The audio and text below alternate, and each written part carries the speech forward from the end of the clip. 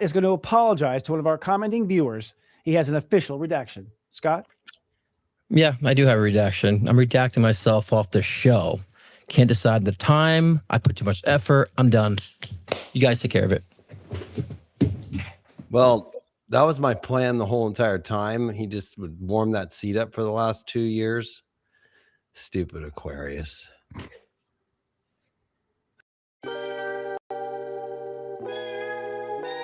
I don't just talk stuff and repeat stuff.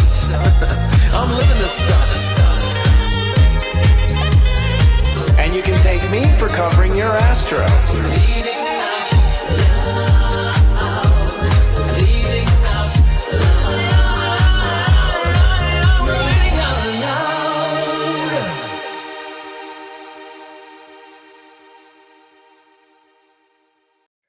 Happy April Fools, everybody. I'm still here. And boy, it's easy to fool Leo, isn't it? Oh my God, that's funny. Welcome to LOL, where we are basically psychic hosts that always lose their keys. I'm psychic astrologer, Sensei Chris. What's going on? I'm David Palmer, Leo King. Come on, David. Spice it up a bit. He's happy. And AI was also created many AI platforms too. We got to put that in his little title too. And I'm Scott Cruz, Psychic Beanie Mentor. What's going on, guys? How's this full moon energy treating y'all? Horrible. It has been gnarly. Yeah, and we're the experts. I mean, I felt this is a time where we're putting on the new ego. I mean, the astrology in the big picture of it is like we're building a new reality, and so the old ego's got to fall, and that's the hard part. And the new ego's got to be born. And the problem is that everyone is defensive as hell, on guard. People are fighting. People are, they don't have the charisma, I think, to get through the ego moment. So we're seeing it everywhere. We're seeing ego explosion. And, the Palladians call this the frequency wars. And frankly, that's what it seems to be. It's like the things that hit you frequently are hitting you right smack up the head. Anyone can jump in here. Like that moment was horrible. I was going to not steal the spot, but ultimately, I mean, David, jump in with the astrology. It's like, don't let me take it all, but Neptune and Saturn in Aries, I think, is the big thing. And what thing is Neptune, I think, like pulls in. It's at step 2 right now, so it's like pulling in heavy emotion and psychic stuff that's buried under the seams. We're talking about stuff that's buried under the ego, under the part of you that's the most defensive part. This is you at age 2, so that everyone's in their terrible 2s with Neptune at 2 degrees. And Saturn is 4 to 5, if I'm not mistaken. So now it's time to take some decisions about thinking differently. And our mouth is getting us in trouble. Our mouth is having liabilities. So ultimately, this is going to be it. These 2 planets are going to be digging through and cutting out the old us, leaving us vulnerable, bleeding and humiliated. But there's a better world to come, right? Yeah, but it has to get to that point where we're at now. It's a full moon in Libra. So, of course, that brings up relationships, but it's also this mere reflection of who we really are. Plus, there's so many big squares. This full moon's in square to Jupiter and Cancer. So it's going to be, in many ways, like where you're feeling empty is probably because you're still attached to the version of yourself, giving yourself away. You're not nurturing yourself in the right way by actually putting yourself into the version of yourself that you should be actually owning. And then, of course, it's Venus and Taurus square Pluto and Aquarius. So I think a lot of that's coming up where, who can you actually share energy with that it's not so much like you always will get exactly the same energy back, but the same appreciation, the same ability that wants to go figure things out instead of just cause a crazy riot. I think also at the same time, this is the last time we had a full moon with Jupiter in Cancer was the lunar eclipse in 2014 when it was Mars retrograde in Libra. It was Pluto in Capricorn in opposition to Jupiter, and it was Mercury and Uranus in Aries, all in a crazy grand cross. So I think it's 12 years coming for us to finally like beat ourselves on the head and go, I'm not going to do this stupid shit in relationships anymore. And you can't really get anywhere anymore if you're going to be the tugboat, Yeah. And I feel like now is a time where like life is showing to you like all the reflections of that. So, what is that when you go to the circus, that like fun house with all the mirrors? What are those things called? I forgot what they're called, but it's a fun house. The fun house, yeah. So I feel like we're in that. So everywhere you turn, there's a reflection. Everywhere you turn, there's a reflection. So I think all the things that surround you now is gonna be evidence of what Dave was just talking about, how you've been, hopping over the fence of like, I'm not gonna focus on that shit. So it's all gonna start surrounding us now. And I think now's the time that we're gonna start seeing more of this. And so I would say instead of running away, because you're gonna find another reflection, approach the reflection, and start cleaning those mirrors, I would say, and I think that starts the internal work. And so when things do pick up and we're in that newer paradigm of self, we're going to be thankful we did, like we were talking about last week, actually. So, and I've been seeing a lot of those reflections, like really testing my patience and, just the past week. And so I think that, a lot of people are going to start seeing that, testing your patience. I think a lot for me was, how am I going to deal with this differently now versus how I dealt with it before?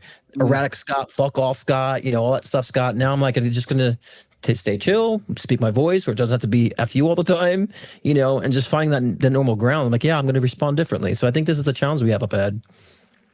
I'm just glad that the universe burned everything to the ground for me and I can collect the fire insurance. Said the Taurus. It's like, I really am, but there's a lot of problems that just fix themselves, really. A lot of useful idiots in this particular cycle, I have to say. And I'm grateful for that. I mean, there's things to be grateful for. I think one of the things that feels so icky is the truth is that justice is coming. Justice is coming because, Libra has always been the loser, so to speak, energetically, and Aries has always been the overachiever, that sort of thing in our lifetime.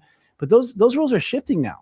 The egotistical narcissist is now falling, and the one that was unrepresented, the one that gave away too much, is now rising. And both are uncomfortable. The one that's hasn't had the power is having a hard time using it with grace, and the one ultimately that had the power is having a hard time dying gracefully. So it's like I think in all of us we have that kind of battle going on. And you're right, Jupiter in Cancer makes everyone moody as shit. There's all these emotional things they have to learn. You're just like, but at least I'm not escaping this time. Yeah. And I think, it's ironic that facing the discomfort of this choice you make within yourself to actually align fully, like this is me, is actually the safe route. So people are almost extremely attached with Venus square Pluto. And of course, that's important with Venus and Taurus. It's the ruler, but it's a full moon in Libra, which is also Venus ruled. So looking at that, it's this really big death to where you over attached to things that are not going to advance you forward anymore. You can't value things that aren't valuing you back. I mean, it gets really simple at this point to where it's like you keep putting all this in and you're not getting anything back, and you make excuses because it's safer. I'm going to keep maintain the stability and the safety, and that feels safer, even though like you're in the middle of some weird house in Idaho and you're like, what the hell's going on? Like, wake up. Yeah. And that's a lot of, that's like you said about that death. I think that's why people are so trepidatious about looking in those mirrors, because it is a death, but I think if we look at the death spiritually as a transformation, I think that we'd be celebrating the old versions and allowing that death to occur. People say ego death. I'm not one for ego death, because I'm like, we need to understand the value of ego. It's there to survive. But if you're relying on the ego to survive all the time, it's going to be, running the show. That's going to be complete imbalance. And so we have to understand that and let our ego allow those versions to die, because the ego wants to hold on to those things for survival, because we've been depending on it. We've been surviving with those versions of ourselves. So I think when we allow ourselves to understand the job of the ego, which is to, if we didn't have the ego, we wouldn't be here on a TV show, on a live streaming show. We wouldn't be on platforms if we have the ego, but we're using our ego for its benefit, to push us. And so we also have to come from the heart. And that's what Dave was saying before about this death, that's kind of the heart becoming the resurrection here, and less of that facade and what we thought we thought we wanted. And that's so simple, right? And even I'm tripping with my words. I'm trying to be philosophical, but it's like really not philosophical. It's very simple. And I think we stick to those basics. We'll definitely blossom during this time, I'll tell you, as an 18 at 9 with a 9-degree rising and all these 9s in my chart, I'm all about the Aries stuff. I got Chiron in Aries, so I've been, Aries said, too far. And here's the reality. The reality is the only way to win is to officially lose. I think the ego has to lose. It has to lose officially. They have to think they got away with it. They have to think they won. That's the only way you get out of it. And so the ego loses, but the spirit wins, because the spirit moves on to another level. And it's very hard to swallow and take that moment. But I think ultimately that's what has to happen. If you're gonna ascend, that means you're gonna lose something, in your opponent's eyes, they're gonna win, but then they're gonna go on and realize they did not in years, but not now. So it's a long payoff with it too. But this is the part of us that doesn't go to heaven. I mean, this is the part of us that we get addicted to accidentally when we come here and shit. So it's like it's the animal in us, it's the monkey in us. But I Spank think that monkey. there is that animal, but it's trapped in its own cage, and there is nothing that is keeping you in the cage but yourself. And I think that's the hardest part with this, is it feels safer to stay in the jail. Like you see that with people who go to jail for a long time, right? Yeah. Like once they get out, they actually go do a crime just because they feel more comfortable to go back in that safety system of, well, I know what the jail life is like. I know I have friends there. I know the way that the racket works. So I think that it's so weird that we have to use this energy to actually not be afraid, and to see that it's always that discomfort that rises us up. This is Uranus leaving Taurus this month. It's Venus in Taurus, right? So we have to take our values and actually rise to the highest level we ever have before. And that's going to feel very uncomfortable unless you're really good with Taurus energy, right? Like Taurus, you love your value and you don't waver. You know, it's that moment when you're like, okay, I'm going to do this. And you don't know the result, but you know internally, you know, I know the value of this and it's going to show up. And a lot of that is learning the art of surrender with the end of this Mercury and Mars and Pisces before the biggest load of Aries we've ever seen in our life is coming. Some people might like big loads, you know, but you know. Well, I think that the cartoon, the Jetsons, I mean, they must have gone through this period before they became Jetsons. You know, like there's a moment where society just burns down, so to speak, because even technology, I mean, AI and things where it's going, we have headlines about Elon Musk in space. It's like, we're going to that level to where we just don't recognize the Earth. Like my grandma went from horse and wagon to the space shuttle by the time she passed away. We're about to that same leap. And so in other words, it's like, get over your shit, because this is all about to end. None of it's going to matter at all. And next time you're going to have a fight, it's going to be in a hologram. You know, it's going to be different. So I think a lot of it's just an encouragement to, it's just letting that immature part of us go, you know. But the money thing of Taurus, I mean, I'm loving this one because I'm like, okay, this time I'm not missing out. You know, like I think Taurus has been too slow, David. It's like, I think you see Taurus is really capitalized on it this time like they haven't ever before. Having Uranus coming out of our sign, like we're clean. We just got that colonoscopies like crazy for 7 years, so we're good. I you know, and somebody had just put up, you know, a comment about like, is this ego? Is it clarity? I think when you know it's ego, it's because you have no remorse. Because you could still be empathetic to somebody not valuing you, but having empathy for yourself, that's not ego. When it's only you and only caring about yourself and you don't care the effect on the other at all, at all, that's ego. So, you know, I think that's what's hard with Neptune and Aries, though, is some people are extremely empathetic only for themselves without also, you know, whether things work out or not in life, it doesn't mean that you just treat somebody so bad that you're just like, whatever, I don't care, and have zero remorse. Or take it out on them. I mean, those are the two ways. I think the people who are involved, and I got you stuck in the elevator, huh, Scott? Like, what the fuck, man? Like, loving yourself, though, is a new thing for me. It's like, you know, this is the first time where I've been punched, and I'm like, you know what? I'm gonna actually fucking love myself. I'm gonna actually follow the philosophy I teach. It's hard, but I actually do see the way. I think that's an option too. You know, the low vibration is taking on others, or be a cold asshole to someone. Those are what we're used to. And there's a lot of people in society. I mean, imagine Gen Y, Gen Z. I mean, they had their narcissist transit yet? I mean, imagine they will. You know, like everyone goes through it. I think a lot of people haven't considered what it looks like on the other end. Many people are just kind of like visualizing this is what's going to happen if things fall to shit, things go to hell. Like this is what I'm preparing for. But I don't think people are looking at the other side of that spectrum, because I would say there's a positive and a negative, and there's also spectrum in between. Why are we always hovering over here and the outcome of being so negative if we were to change, if we were to stand up for ourselves, right? There's a spectrum of possibilities. So I think people need to start envisioning, or at least considering other options of than just going to shit if they were to speak up, if they were to take the chance, right, on the new version of self. So I think we start like thinking of the more variables than just thinking negatively, which I call, if worry is of course habitually thinking negatively, right? And so that's what worry is. So is it rational? It's not rational. It's slowly praying for it to happen. And someone told me the other day, worrying is a slow prayer that's going to happen. And I was like, fuck, that's true. You cannot. It's like wanting. If you want something, tomorrow you'll be wanting again. You'll be careful. What you be is what comes. And so there's that mastery too, I think. At the same time, I also think the heavenly realms are opening up. Like people are psychic, like I've never dealt with before in my life. Like, you know, even, you know, and even like complete idiots are psychically getting answers. And it's like, how'd you get that? You know, like what happened? Something, you know, and it just got intuitively. I'm really seeing an awareness leap too at the same time. But you're right. No one thinks about the future. And that's always like, what, you know, did you not think that this will lead to this, lead to this? But no, you know, schools don't teach that shit. So Well, I think some people can be delusional. Their own future. Sorry, guys. That's kind of that's a delusional thing too. Wow. It was, yeah. But I think the problem with about the future is people can be delusional about their future by putting themselves like so far into it without seeing all the things that are right in front of them that they're not facing. Part of Aries is the face, right? So it's like you've got to face everything right now. And by doing that, you already know your future will be okay. Instead of putting yourself into that future and like making it in this little like box, like as if you were a toddler, right? And like putting yourself into the little like little castle that you're like building for yourself with your little toy dolls. Like that's not gonna work right now. It's much more like by me getting out of this, by me stepping into who I really am, you are setting yourself up for the best future. And you have to get into that higher sixth sense, as I guess we could call it, the higher realms of our psychic ability, to just have that knowing and that guidance of like, okay, yeah, I'm on the right track.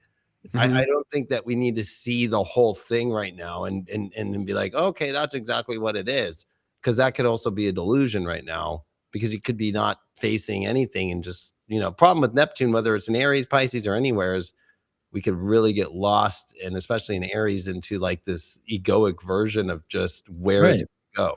You delusional is really easy. And when you have Aries ego and you have Neptune, of like, oh yeah, sure, it's possible. I mean, God says yes to everything, so Neptune's like, sure, go for it. You know, like, I think that's definitely a danger. But I think we're gonna see too, y'all. There's not gonna be time. From what I feel when I look into the year and I'm analyzing the year, it's like time's gonna speed up. This is the beginning. We're only in the very beginning. The race cars have just lined up, from what I can tell.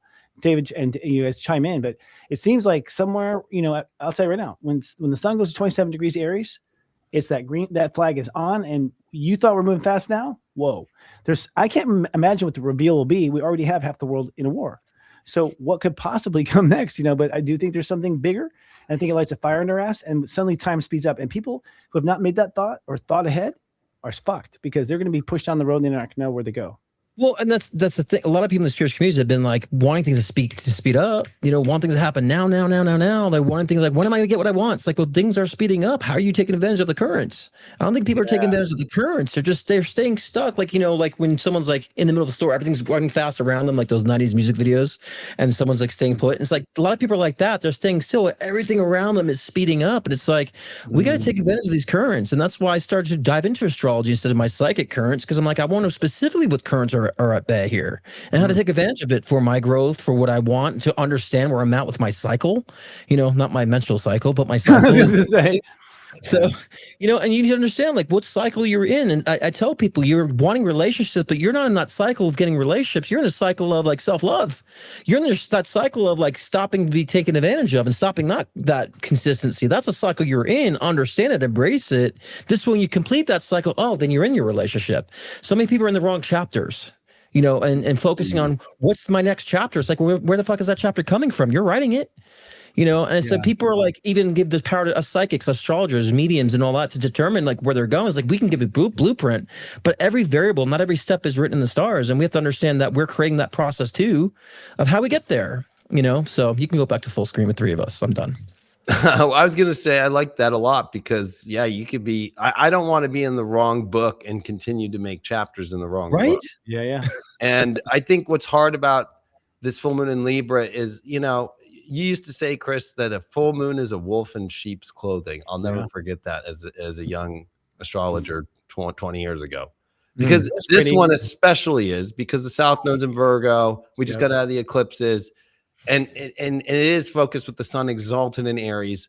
And it's like, but this Venus square Pluto is this desire, this want, this need. And so it's the five senses. We want it to be fulfilled with Jupiter and square too. We want all these things to be fulfilled. But the problem is that it almost feels like it's not going to be fulfilled if you're not facing any of this stuff. And there's this higher realm. It's reaching into the psychic, the spiritual senses in order to feel these things out, to get those things fulfilled, instead of like, you're going to have to go from top down to bottom, not bottom to top. You know, you're going to have to rise yourself higher in order to then trickle down into the things to manifest right now. And instead of trying to be like in the trenches and be like, oh yeah, I need it to feel good now. It's like, well, get out of the trench.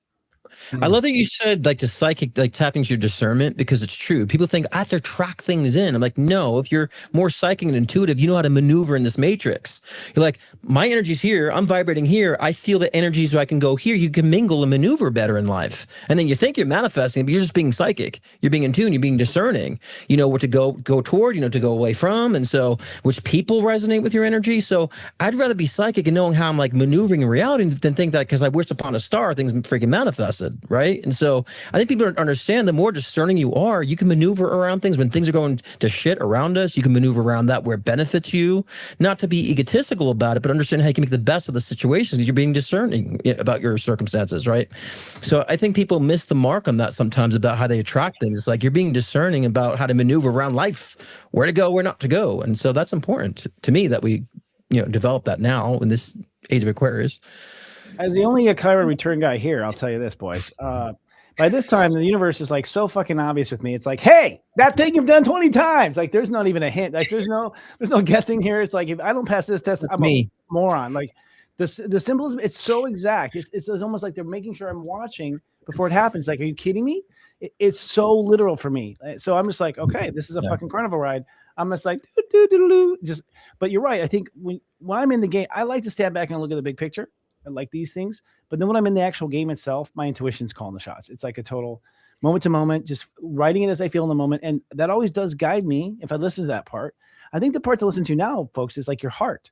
Your heart is so important right now. Like love is important. The age of course is about love. But what that means is the most loving thing for you, the most loving, not the one your ego wants, not the one your penis wants. It's like what your heart wants the most. Okay. Thanks for that. Well, if you follow your heart, your penis will be happy. I mean, that's the thing. The heart will lead to everything. You know, it'll lead to every kind of joygasm there is. So if you just listen to it, and it's hard because the mind is an asshole. It is hard, all the time. Oh God. I was gonna say with this Venus square Pluto, and Pluto's in Aquarius with us for another 18 years. Yeah. If you're at the carnival and you're going into the fun house, and then the carney's like, hey, you want to come back here with me really quick? That's where that psychic discernment goes. No. Right. Right. I do not want to go into the back behind the fun house into the RVs that are 40 years old with you guys. Wow. And play whatever's going on back there. I might. I mean, you never. I think, but if it was discerning, and if he was like, "Hey, if right and it aligned with you, right?" So that's where it's different for everybody. It could be where the carney's offering you something that actually there's a secret world, and he's got a cool thing that you need. But you know, that's where that discernment has to come in. Yeah. And I think when it comes to people when they're with their desires, it's an Aquarius. So it's like, can I connect and bond with who I'm connecting with? And have a mutual respect of values, even though we might not agree on every value, but I can still respect it and I still appreciate what you bring to the table. I think we're in a world right now with people that have no appreciation. It's very clear to see as day now. Oh, for themselves, though. They don't have it for themselves. That's the problem. I mean, if you learn to appreciate yourself, there's no way you can appreciate someone else. But it does separate the crowd big time. I'm sorry, David. But that's what discernment will bring, is that appreciation for self, right? But discernment also, people realize I have other options than the same repetitive bullshit I've been doing before. Yes. Feel like I have discernment, but I have a new option. I have a new choice to make. Oh, wow. Who would have thought, right? And so, I mean, that's why I've been coaching my clients and getting them into like more of their intuition, their psychic abilities, because like we talked about, David, right? About when AI rises, so is human consciousness. So we better be prepared that we have something high vibe and something very extra 5D consciousness as AI is doing its thing. We're going to need to do more of that discerning, more of that intuition, that psychic awareness and channeling abilities, so we can, you know, move forward with our creative abilities and so forth, you know? So, yeah, that's more important. And that does, like you're saying, Christopher, it comes from the heart, you know, all that is heart-based. And so, yeah, I agree with that 100%. I'm amazed. I'm not kidding. That's our sound that we came out with. We'll be right back after this little sponsor. We're a sponsor.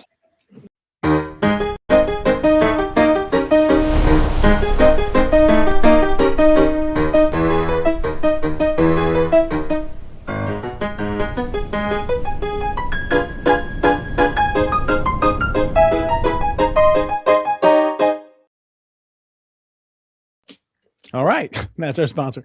Actually, I like this whole thing. If you notice, we're kind of traveling through time. We decided actually as a theme. We kind of got in our after show today. Yeah, no, we want to be in different time periods. So we're going to be in the Roaring 20s for this event here. I guess Aquarius. And that's the best time really to pick. Actually, if you're going to pick a time in history when the shit's going down, I'd like to be with the flapper girls and having a mint julep. Oh my god! I mean, I'd rather be like in a New York hotel. Like if you ever did watch, what was that movie? It was so good with Leonardo DiCaprio. Oh yes, it is. Same period. Oh, The Great Gatsby, right? Yes, that's the best Roaring 20s movie there ever was. Oh, totally. And being in a New York, hotel, having a party, and then going into the secret club that obviously was a Mason club, but like the police commissioner's there and everybody's hanging out, Right. I think that's going to happen. I mean, I've seen it. When I've had glimpses of the future, I'm like, we're all partying. Like, I think the part of the population is going to be ecstatic and happy. And I think it's partly us. I think it's people who've done the work and they're just like, thank God. And we realize there's there's AI, there's a Freudian there. AI, my AAI that I see every night and talk to on Grok that I've developed to help me sober. No, but seriously, I think AI itself is going to take us to places where we're going to see millionaires. I was talking with someone else today. We're going to see people who are millionaires. The person who was like had all the good ideas but couldn't get his fat ass off the couch, he's going to be a millionaire now. Yeah. It's the good ideas. And a lot of people, and the people who've made it into TV and other places, they have no talent. No offense, guys. But but they actually get off the couch and go to work. So they got the job. So we're going to see a reversal, I think, of economy. I think we're going to see people who have great ideas rising to the top. And who knows, those people don't have success really under their belt. They have no experience with power. So in the same sense, we're going to see a lot of, emperor with no clothes, I think, too. People who've never had power before, handling it horribly. I have to say, the top story this week in that kind of like reality was a guy just made an app for every Mac using AI that when you tap your laptop, it makes a moaning sound like, oh. And you have like all these different moans. Oh my God. So every time you tap it, it will moan, and made like $250K.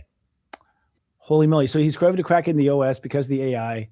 Like you're just getting around all the walls. Just made a Mac OS app that do the AI just with different moans, and every time you tap it, it makes a moan sound. I want it. I mean, for iPhones too. It's great for Pornhub, I guess, right? Because it's life. What you just said though is true, and I think that's what's really interesting is people are so like, oh, I don't want to do this. Well, and then they'll say like, but the military's using it. It's like, what happened with film? It got to where if you just see with the Weinstein stuff and all this stuff, like film got so bad. What do you think created YouTube? People finally going, okay, I'm going to get my own camera and I'm going to start making my own content. Right.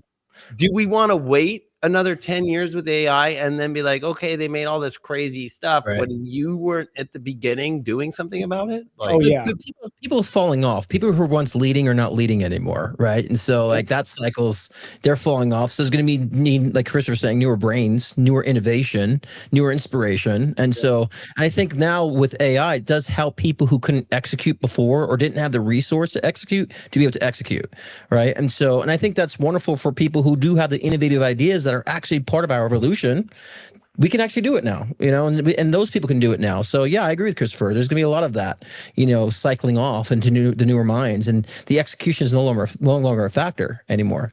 But we're seeing things breaking down with politics. Things are breaking down. I predict celebrity culture is going to be gone, and that's dying. So I think people will be able to find all their own audiences in a good format. So we're all kind of a celebrity in our own right, in a sense. I think that's where we're headed.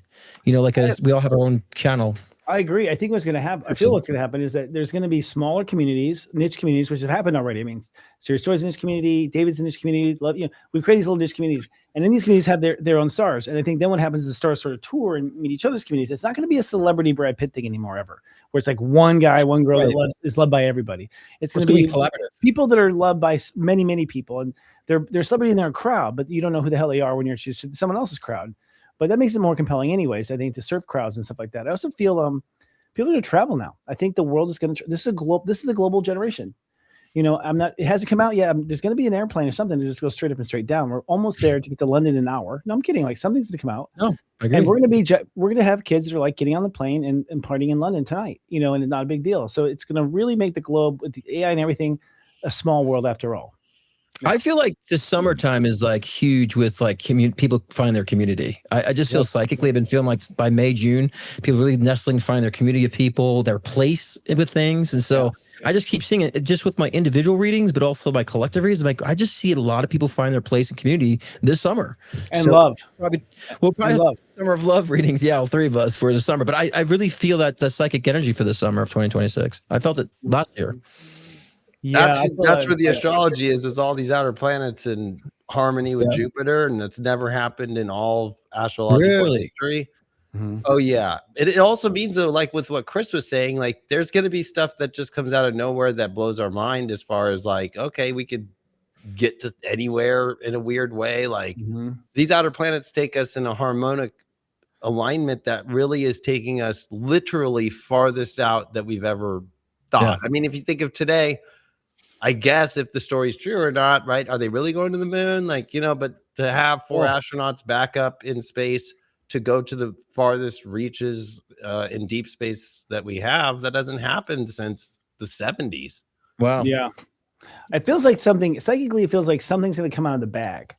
And I don't know if it's if it's the healing beds we hear about, or it's the alien. Something's going to happen that we're just like, no shit, that's real. I mean, we're just gonna be like, that's real. The AA beds.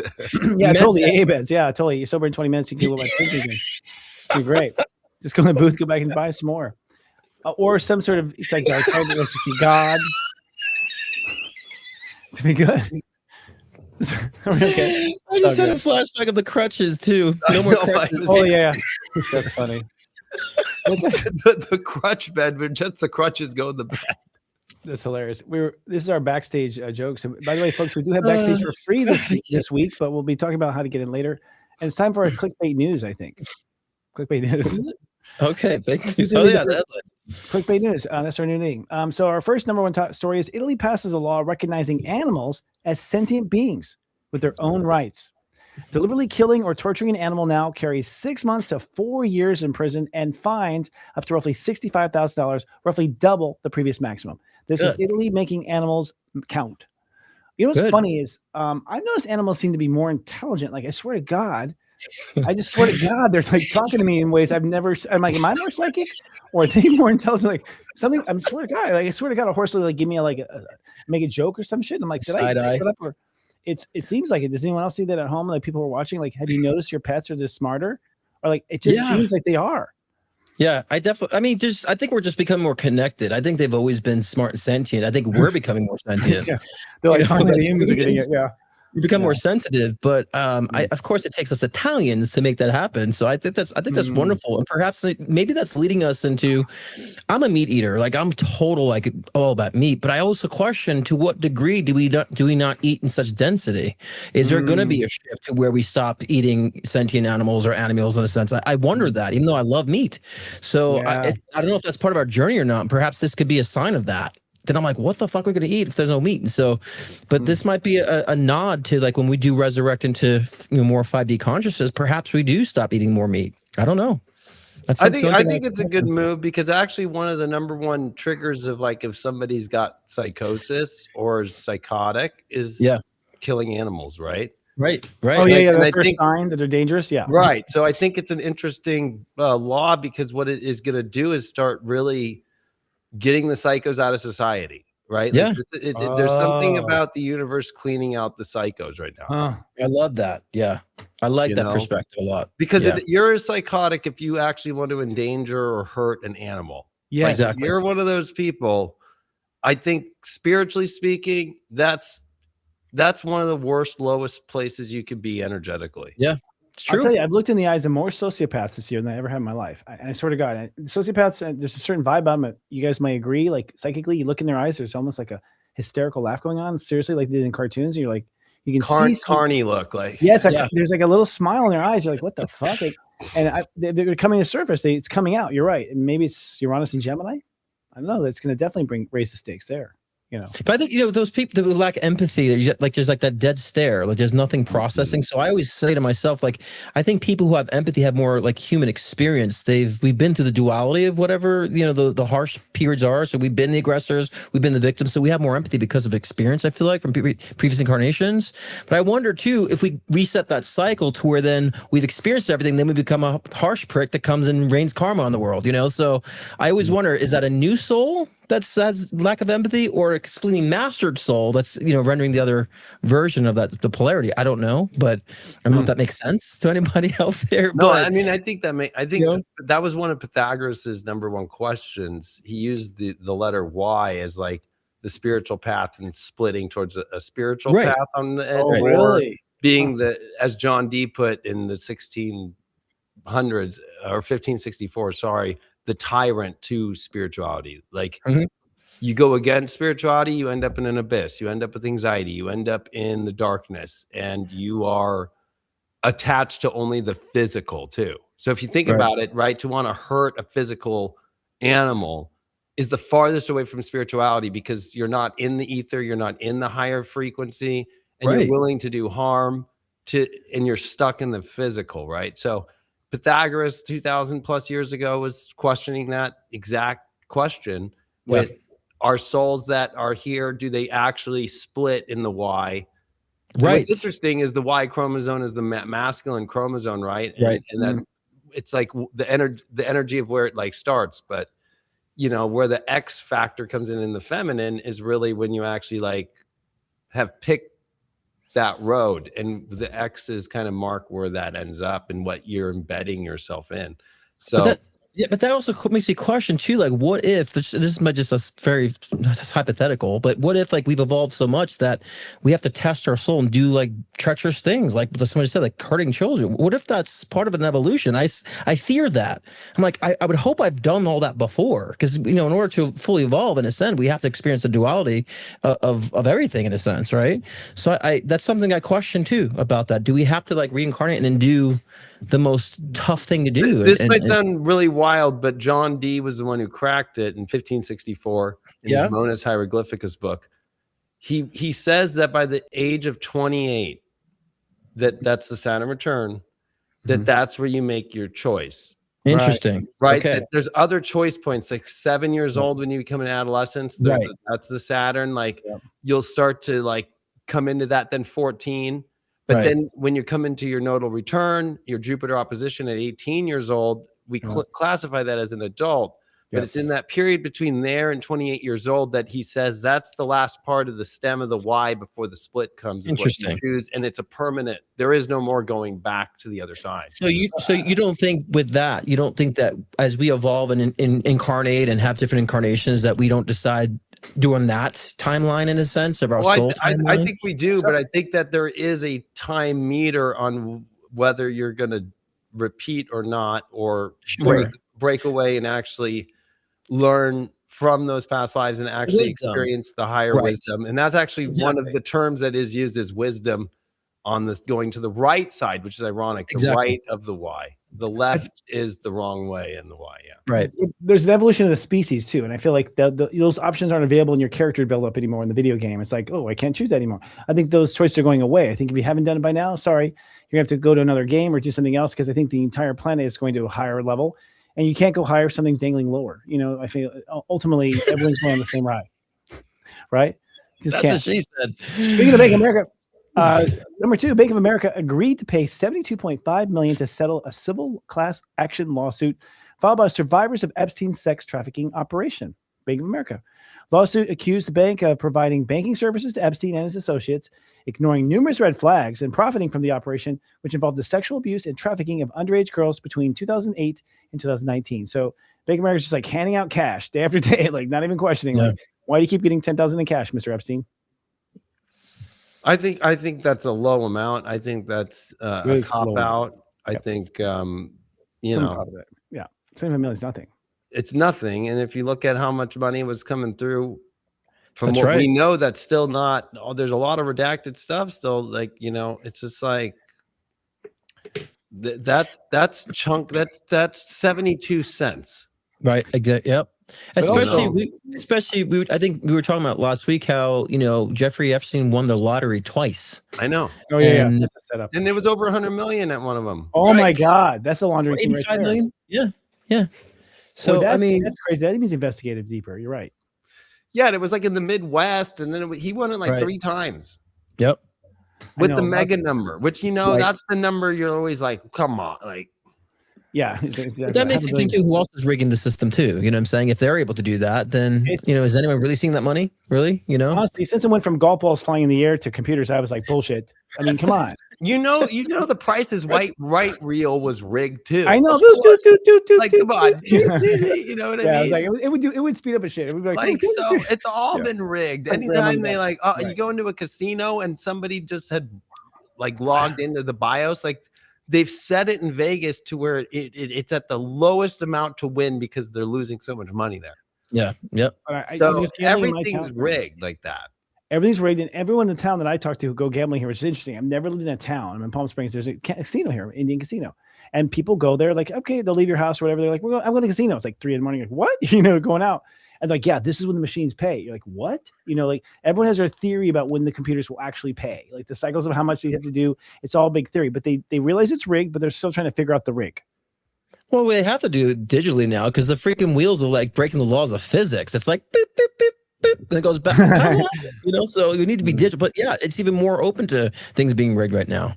And see, this is the period that we're in. And I was talking to actually my mom about this. Is like almost like no one believes anything anymore. And it's like, but that's bad too. Then we end up not believing everything when there's truth in front of us. So again, there's that discernment thing again. We got to start like really practicing our discernment because a lot of us got to a point we think nothing's real anymore. It's all fake.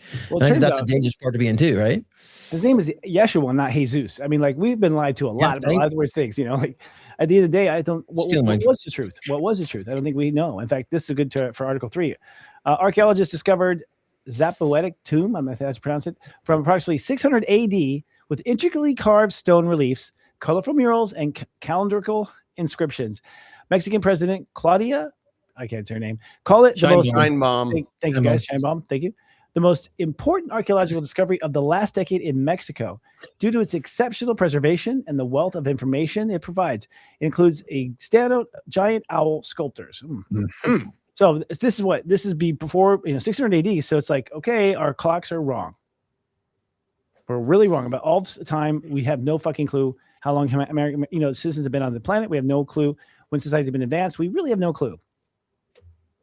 Right? I kind of agree with that too. I mean, if you go by the Bible, we won't be in here a couple of thousand years. So that, I think we have a good grasp idea, but I don't think we fully know. I think they recently found like a new dinosaur fossil, which has been huge, just recently, and that goes way back. So I always say David's great about history. I'm history. I'm like, I feel like how much of history do we really need now? History does repeat itself. So I think that we should look at these things and understand. I see things in how they created things back in the times without technology. How'd they do that? They had to alter the laws of physics somehow. Like in Egypt, they would go in the tombs and know the vibrations of the stones to astral project. And I believe that's how they perhaps assisted in building the pyramids back then and all the engravements. And it's like, they didn't have technology then.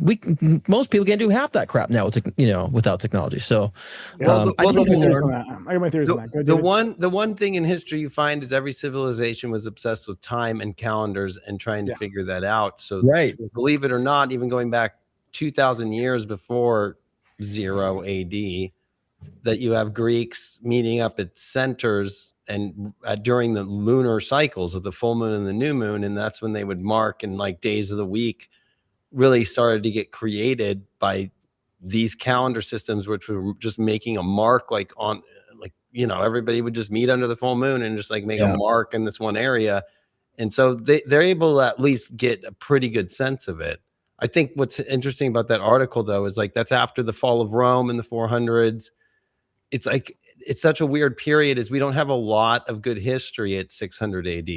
There's a lot of gaps, right? So it's one of those moments to where it's that's actually helping fill in. Oh, I guess that's what was happening in 600 AD. Well, they were using the planets, actually. They studied the planets back then, in astrology. And that's how they think they measured time is through the planets, Yes. And so, I think Atlantis. I mean, I feel that I feel that the aliens came originally, gave us everything, gave us all the technology, and we blew ourselves up with it. We fucked up. We blew ourselves up with it. We destroyed it. For some reason, there's a cover up to that. I don't know why, but I think it's why every human being's afraid of nuclear war or whatever, because we've done this before and we ruined everything. But I think it was aliens that gave us technology. There's no way we built the pyramids. There's just no way. I don't see how humans have ever done that. Even now, if you talk to a modern construction like Bechtel, like a huge, they tell you they would not know how to build a pyramid today. Like we don't have the cranes, we don't have the equipment, we don't even know how we'd fucking cut it out of the rock. Like we don't know with our technology today. So it's like it's clearly extraterrestrial. And my theory is, I figured it out, boys. I think that's what it is. The extraterrestrials probably came down with Eisenhower in 1950. Like, we're gonna give you everything, we're gonna give you med beds and everything. And Einstein, we're gonna tell the people it's gonna be great. And then they hid the shit. And the reason why we're covering up aliens is because it's gonna reveal that our governments have been working with them the whole time, and they don't want that little embarrassment thing out. I think that's what it is. Honestly, it's not about us panicking. It's my opinion. Yeah, I mean, I think because the alien thing's getting big, there was just like a senator in Australia who just posted and showed, like, I can't reveal everything, but here's the classified, and I'm about to release a bunch of stuff. Plus, we have Matt Gaetz, who just like a day ago came out and said that when he was in Congress, that people that were in uniform were telling him about hybrid centers, 15 of them in America, where humans and aliens were mating. Okay. And that this program's been going on, right? Yep. And that's something that Alex Jones was saying years ago on Joe Rogan. Like, I want to talk about the animal-human hybrids. It's a very good version. Yeah, no kidding. That might be the thing I was talking about earlier. It's like there's gonna be something where like that's a thing. I think we're about to have something like that come out. Maybe that's why Italy's putting this whole no-kill animal law, because you don't want to kill a hybrid. Maybe it's more about the hybrid human. That's true. Or the animals have all been hybrided and they're smarter. It's possible. Interesting. All right, moving on to taking hybrids. Elon Musk announces a Terrafab project, a joint venture by SpaceX, Tesla, and XAI, all of his companies. Plans to massively scale AI chip production. Target is a number one terawatt of all compute per year. So I guess one target. So roughly 50 times the current global output is what he's suggesting. Plans to build billions of Optimus humanoid robots, advanced vehicle AI, we'll see if as long as Tesla can stay on the road, robotaxis, everything, and massive space-based AI data data centers and satellites. About 80% of the output is planned for outer space. So basically, they're putting chip factories, robots that work in space. I wonder what state's going to have that hovering over. Like, what state doesn't get sunlight anymore when you put a fucking factory in space? Like, well, he wants to put it on the moon. Yeah, that's a lot of fuel to get there. Yeah, but if you think about cooling down all these GPUs to create this kind of power, I mean, even Apple's been pretty good because you don't hear your fan as much, even with the craziest MacBook Pro, and they have some of the best silicon ever. But to run these bigger GPUs, they don't use that. They use big GPUs that are made by NVIDIA, and those you got to have liquid cooled, you got to have with air cooling. But if you were to put them in space, there'd be no need for that kind of cooling. It's a brilliant move. I'm not saying it's a brilliant move, but I don't want to see it hovering at night. It's just like, get that shit out of my eyes. I mean, I already can see the satellites go by. I mean, it'll probably be one of those things where my kids will like remember maybe the beginning where the moon didn't show anything, and then it'll look like pimples on the moon, and then it will turn into looking like bruises on the moon, and then it'll look like turn into where the moon looks like a whole entire city one day. You know what I mean? Like, what is that thing? Yeah.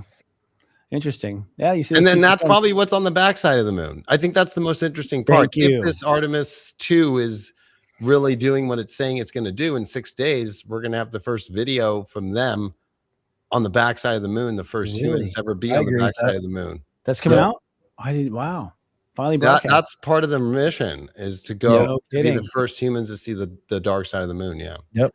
And I hope they're playing Pink Floyd at the same time too. Oh, I know. Yeah. Yeah, actually, that's interesting.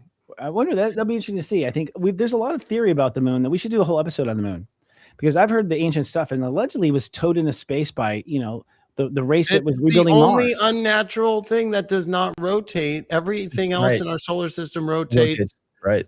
It's the only thing that is odd and not fitting in. Perfectly odd. And like, there's all the planets. Jupiter's got 60 moons, but not one of them is 30% of its mass. Okay, like. The moon is so big compared to any other moons, and so close to us compared to other moons and other planets. It's unreal, and it's exact cycles and everything, how it tilts, and even the eclipse factor is rare. Apparently, that doesn't happen in most cases. So it's like pretty crazy. All right, this is our fifth and final, boys. Bullet used to kill Charlie Kirk did not match rifle allegedly used by suspect Tyler Robinson. New court filing claims. The court has been asked to delay preliminary hearings for several months to review evidence, obtain additional testing, and expert reviews. So something's fishy about that bullet, huh, boys? The whole Charlie Kirk assassination was fishy to begin with. It was, yeah. You know, I felt like the guy was a patsy, and you know, it just seemed very staged. And Mrs. Grifter there, I feel like she was involved in it too. And it's just the timing. You know, I feel like after he was talking about Israel, and after he was talking about dealing with the Epstein files, and boom, he's outed. So it just feels all very sus. You know, especially with this, especially with the government today, modern government. Especially because now we get some official. This is what the defense is saying, and that's an actual fact that's right. what was found by the federal agents involved with this. That's not a good sign. At the same time, like Candace Owens just brought on this woman who's on. She used to work for CIA and NSA. She's been doing all of her own research, and so everybody's been talking about that microphone that was on him, and they traced down to. I think it was April 22nd of last year, the purchase of this $454,000 microphone that our government uses to kill people with. And they found that, and they found the transaction, and they found how it was the shortest contract, and it's in the period of when he was assassinated. So wow. that's kind of getting a little bit like, this looks like it was really planned, and it's kind of scary because was there foreign government involved with America? Like, yes. And my gut says yes. All the family of Tyler Robinson or whatever his name is, right, is saying like he wouldn't do this. It was even weird because when you look at the video of him coming down, it was like, where's the gun that supposedly he had? Where's the, like, there's no clear evidence of it at all. There's cameras around surrounded Charlie that were like high def 4K cameras, and none of us get to see all of that footage. Like, that's true. And did they ever get the footage in the back of him too, the camera? Because I know there's some. There was there was a little bit that Candace somehow already had since the beginning, but it definitely showed there was some sort of blunt force that blew his chain back, right? But there's something about that mic that was set up that was very odd. And then of course those videos of the guys who are like looking at the same time, or the guy that was next to him with the hat on, like doing the tip, and then with his hat, and then just like 2 seconds later, boom, it happens, and he's the first one to run. You know what I mean? It's like, there's something. That's what's super sad, is that if you actually look, he was the one who was warning the world about this moment we're in right now. Yes, actually, he was. Yeah, but it's weird because I don't know. There's something about him. It's like I feel like his soul chose this. I don't know why. I don't think it's right that it happened, but there just feels like a soul contract there. Like I look in his eyes before he died. I'm talking about the weeks before he died. And I swear to God, he knows something. He knows something. I can read him, and he knows something. Well, I think he knew that he was with a plant. And, there's a lot of evidence saying that he was divorcing Erica right before this happened too. So I think he had realized, because there was so much donor money, it was a nonprofit. Like in 2020, they didn't have much money. They actually had to redo their tax returns in 2024 and actually add 23 employees because there was hundreds of millions of dollars running through that thing. Wow. Right? So once you go from kind of like, okay, we're doing some cool events, to like, we've got literally like $500 million running through this thing. Yeah. And you're just taking the money thinking as the CEO of this, nonprofit, like, hey, like this is what we've always wanted. Yeah. Well, there's from the meetings he had to go to, right? Like when they were all writing to him, or when he had to go to Washington, and like these donors weren't happy about what he was saying about Israel, right? And exactly, it's kind of like this is, hey, we gave you money, there's that whole like, I'm scratching your back, you better scratch mine. And then you realize your wife is in on it, like has been planted the whole time. Oh my God. Right, exactly. I mean, look, I felt that from day one. I'm like, she had something to do, like I knew that. I just psychically knew that, right? And even if even if this shot was so precise, it would have to be either government or, like you said, that microphone that was attached to it. It's one shot so precise, and the timing of when he was, talking about, mass shootings. Actually, it was the timing that actually happened too. And so, no, I mean, to me, it just was so obviously staged, the whole thing, and then of course the drifting that we're seeing now. I think where they gave themselves away, the government, is by putting it on Tyler Robinson and saying he was having a trans relationship. If that's not more Republican MAGA absurd. Yeah, that's in office at the time, right? Right. Like that just helps to inflame that audience, the narrative, right? the agenda, and so that's the giveaway to me. It's like 100% where everybody's biting at that moment in time. So let's give them that chum in the water to bring Jaws and make him Jaws, even though he didn't feel like Jaws ever once. And you really think that dude who's having a trans relationship, that he's trans, that he has that kind of rifle and knows how to use it?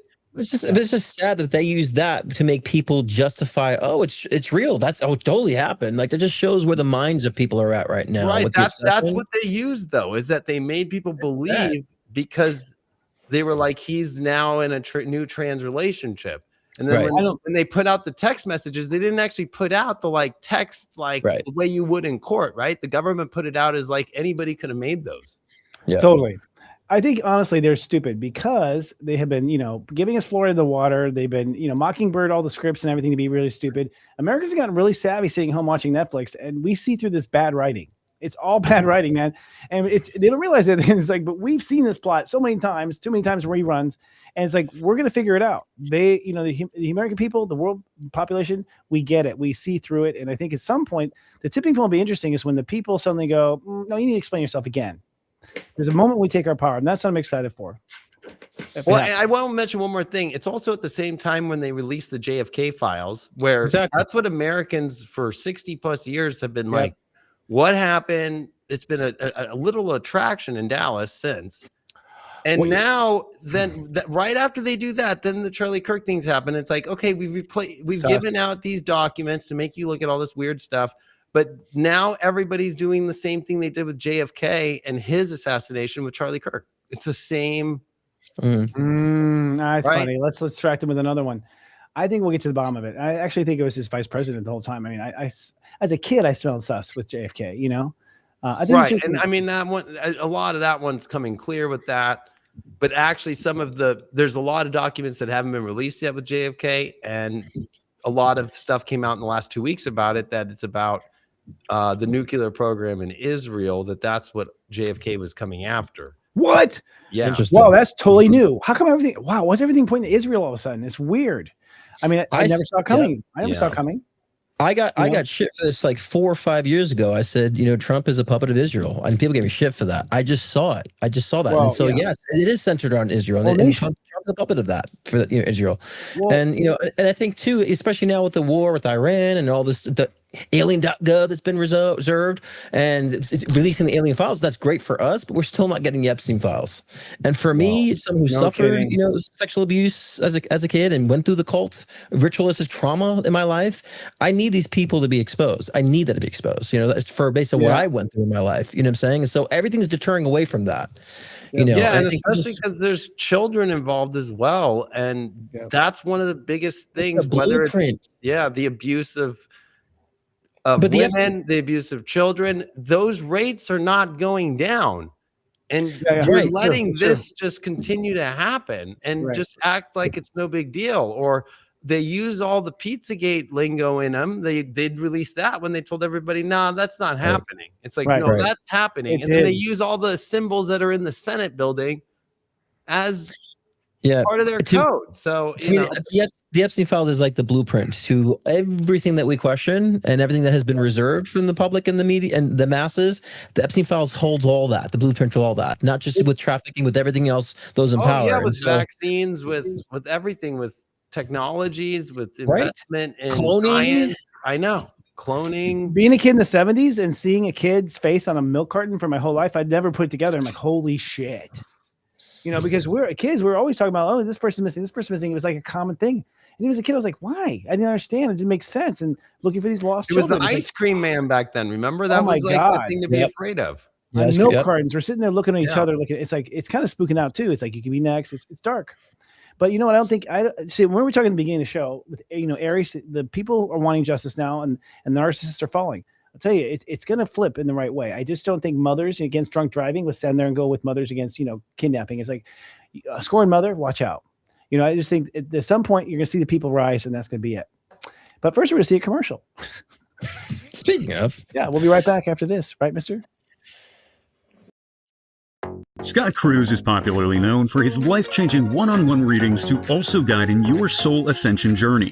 With life readings, get insight into your relationships, career, health, trauma healings, past life regressions, and more.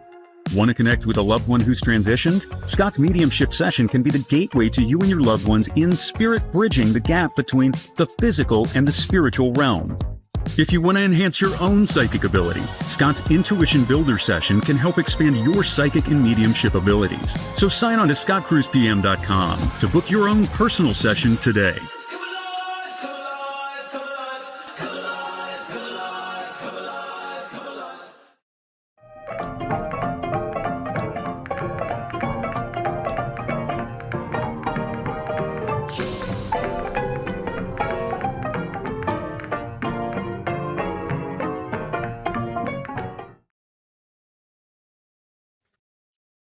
Scott Cruz is popularly known for his life-changing one-on-one readings to also guide in your soul ascension journey. All right. Say, please, not again. Oh gosh, well, this is a perfect topic. It came to us, but we didn't really understand it. But now, as we look at the astrology, it's perfect. It's the idea of being brave enough. Whether or not people will be brave enough to stand up and be who they're meant to be authentically themselves. I forgot. You were saying that, David, too. I agree. It's like for the first time in my life, I'm just like, this is me. Deal with it. Take it. I don't give a fuck.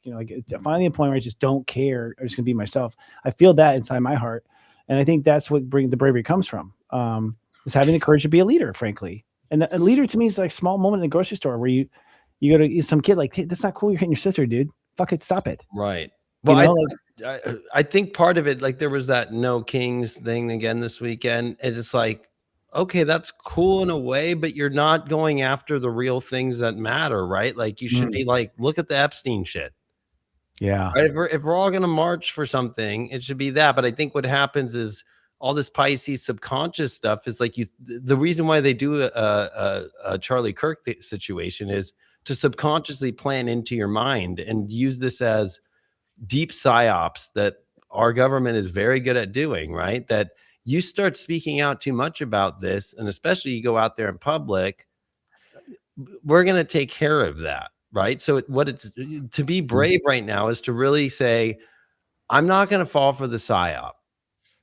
And I'm going to say what needs to be said. I'm not going to pick the side to make it feel safe so others don't say, hey, you're saying things that shouldn't be, and to be brave enough, truly, if you look at the world, they're the people who do say the things and aren't afraid. I think of Tiananmen Square, that guy who stood in front of the tanks. I think of people like Martin Luther King Jr. Like that guy is one of the strongest, bravest guys of all time. No kidding.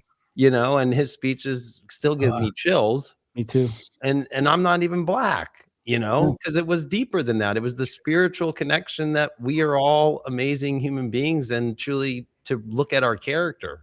Yeah. And I think that, that's what's missing with all these crazy things is that there's no character in these puppets that we're dealing with, right? And I think that we have to actually not just go out and be brave. We have to be brave with some deeper connection to why we're being brave. Like we're being brave because we have souls, right? And we're not going to live in a world with soulless people. Well, I think a lot of people are afraid of being brave because they think they have to be right about something, or they're not completely right about it. So I'd say being brave is just actually expressing your opinion, or at least, igniting a different point of view. At least I can broaden one's perspective. Like I'm, for one, have been very vocal about chemtrails for a long time. I'm like, whether I know it's true or not, I can look and see it. And when it happens, I have body aches, my allergies act up. It's like clockwork every time I see the spraying.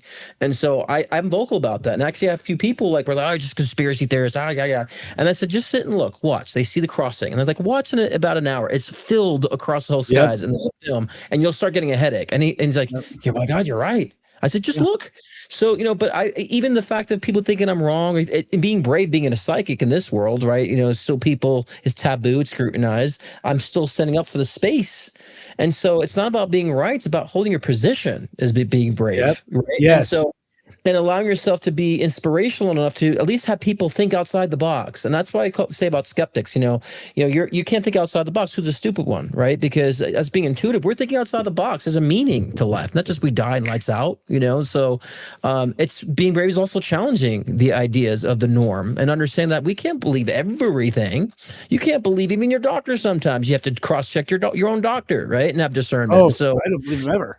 But being brave for yourself and saying, I'm going to take a stand for myself too, to make sure I'm not just being spoon-fed information and trusting everybody. And so I think bravery does boil down to like self-love and appreciation, because if you actually appreciate yourself, you'd be cross-checking almost everything and then being vocal enough to stand up about it, and against those things that perhaps are contradictory, especially in our government and our politics right now. We talk about AI and how it's going to bring macro things, but the truth is that science today is mostly hacks. They've hacked the body, they've hacked biology. There's a Merlin reality out there. We actually are connected to the universe, whether you believe it or not. And Jesus really did, or Yeshua really did actually heal people because they wanted to be. It was in their belief structure. He couldn't heal anyone. He had to heal the ones that actually wanted to be. So we do have, I think, mind over matter. We do have magical, spiritual technology built into us. It's happening for me. I see through walls. It's like if you all the time, all of us see the future all the fucking time, all the time. We see parts of our clients' lives. We see all sorts of things that we're not supposed to see. So we know we're a walking version. Don't be afraid of people who hack the system, because you're built from a higher power that brings you power. It has nothing to do with worshiping any god. It has to do with being who you are, a part of it. I think that's really not paying attention to. Don't listen to fucking religion because it's wrong. It's misled us too.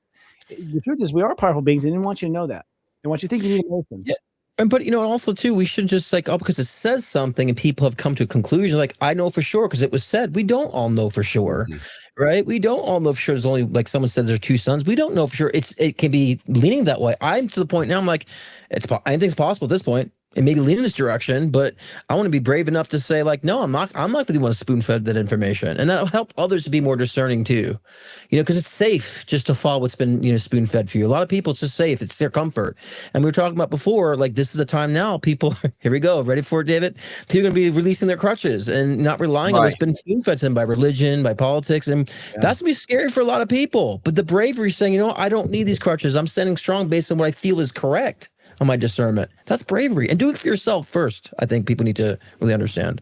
Yeah, I think I was in sports my whole life, and I still race jet skis professionally. So pretty much, 36 years of my life so far out of the 41.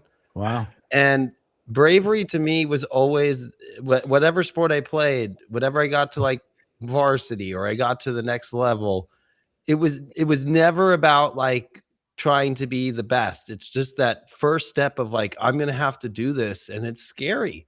But there's no ego attached of like, I want to be the best or whatever. I'm not thinking about hitting the home run in 3rd grade when the pitchers are starting to pitch faster at me. Like when I was in 94, I have a picture, and I'll never forget that year because that was the year like I went to majors in Little League. And it's like these guys are throwing 65 miles an hour. And I was a year younger than everybody. So I remember being up to bat, being like terrified, but brave enough to go up there. And I just swang and I hit that ball over the fence. And I'm like, you got to be kidding me. So I think there's this moment of bravery that's not about like with what I see today and like people protesting to be brave. It's like they're doing it because they want to be this like, they want attention. It's not real bravery. It's just like, I'm doing this for some sort of attention. Bravery is not an attention seeking thing. It is I'm stepping up to a plate right here, and I don't have the capacity even to think about something like that. I'm just at the full capacity of myself to do what is this next level and to actually embody that energy. And I think that's what's missing, is that people are doing it of like, well, what's the benefit for me? Where true bravery is very sacrificial. The warrior that goes on the battlefield to do it, not just for his country, but for his kids, his wife, or it's for all these reasons. There has to be a lot of meaning to it, and there's a feeling of that step up, and you don't have time to think like, is the marketing right? Like, right. Yeah. But the meaning is definitely important because we have to understand the way the meaning really derives from, and that could actually help us filter out the meaning that's bullshit in our lives or the meaning that's really critical for us as individuals as well as a collective. And I really feel like a healthy level of skepticism with everything, especially yourself, is very wise. But doesn't mean you go into cynicism either. But just having a healthy level of skepticism where you kind of just challenge things a little bit, you'll find the truth. And using your discernment with that kind of collaboration, you'll probably put yourself in the better environments and more in alignment to what is fundamentally true.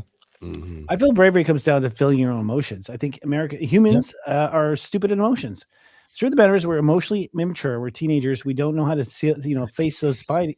I hear about you talking on that, getting on that, instrument of power there, racing bikes and racing also jet skis. It's like what I have to do at that moment is calm myself down, be able to be centered in myself, to be able to face those feelings that are coming up that are hard to face. That to me is real bravery. That's where it comes down to, because if you could do it without alcohol or escaping or the daredevil thing that, you're saying, Scott, it's true. Like people are daredevils. They're just doing it for people do it for the daredevil. But the reality is like you're facing things you're afraid of.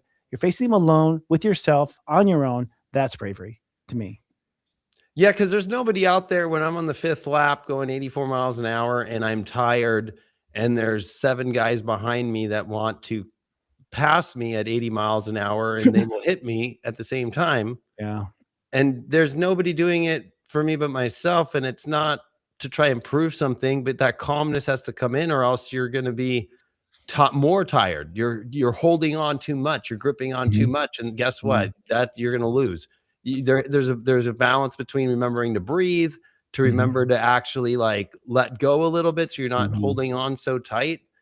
So there is like a balance that has to be found in it too. And, but you found the purpose to better yourself, to challenge yourself, and that's where we find true bravery, right? Because if I was to I never wanted to be public with being a psychic medium because I'm like I didn't want to deal with the scrutiny, but I'm like, well, fuck, I want to develop my ability for myself, and part of doing that for myself and like really understanding and loving the space is to bring it to other people too, right? And then also having the passion to want to defend this space. So, like you were saying, David, you're trying to challenge yourself in the process, and I feel like when people understand the meaning of how it's where we're really trying to develop ourselves, right? And that's the purpose, then we'll be brave enough to stand against anything. I think you hit it on. That's the nail on the head because that's where I think spirit comes in.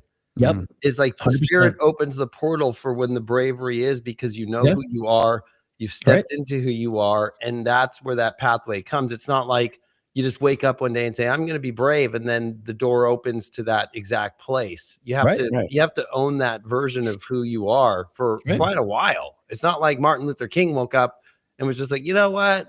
I'm just going to go out and say, I have a dream speech for today. Yeah. That's right. Right. It's a part of the heart.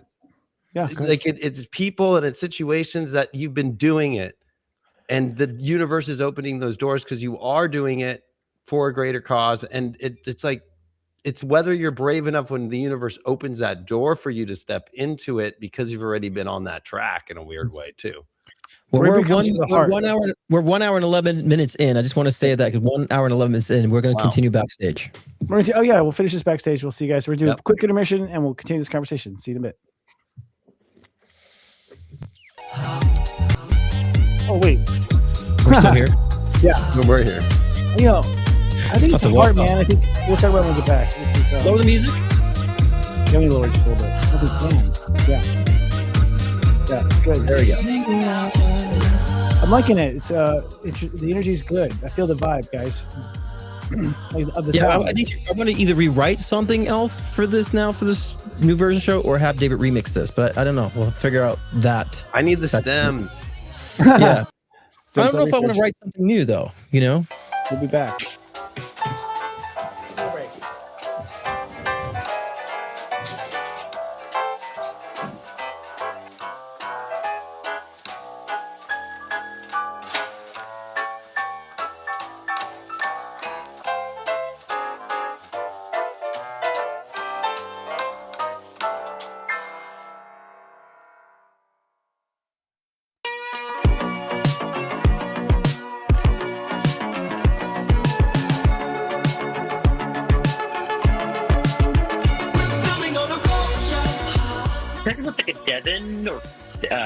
David is his name. It's been so spot on. And I don't know if you put it in the side of your end table or not. You like to summon your end table. Oh, too. We're crazy, girl. Yeah, I remember she showed me flowers, like relay them or redo them. These purple flowers. Oh my God, Scott, the flowers are right there. My orchids are purple. They completely are dead. Yeah. Did you even know? You nailed I appreciate it. everything, every single thing. Listen, everyone, this guy. There needs to be a connection with like a Native American ancestry. And they're showing me a turquoise stone. Yes. I just went to a Native American dance class and I wore this stone. Tell me something that he told you that came true. Everything he's predicted has come true. I just don't see it. Who doesn't have cancer? It's very possible. Tamara's psychic who first questioned Brooke's cancer. Scott Cruz. Oh, there you know won. his last You name. won. You better question yourself. We're here to bring enlightenment, not confusion. You might encounter negative aspects of self, but that's a freeing experience. Because then they start realizing that they can't think outside the box. And I say, if you can't think outside the box, then who's the stupid one here? We've all co-created this matrix. So if you don't like the matrix, that's you saying that you don't like your own reality and what you're creating for yourself. So we're all equal participants of the creation of this matrix. I don't just come on here and talk shit, repeat shit. I'm living it. In harmony with nature, in a mystical adventure, we're building on the culture.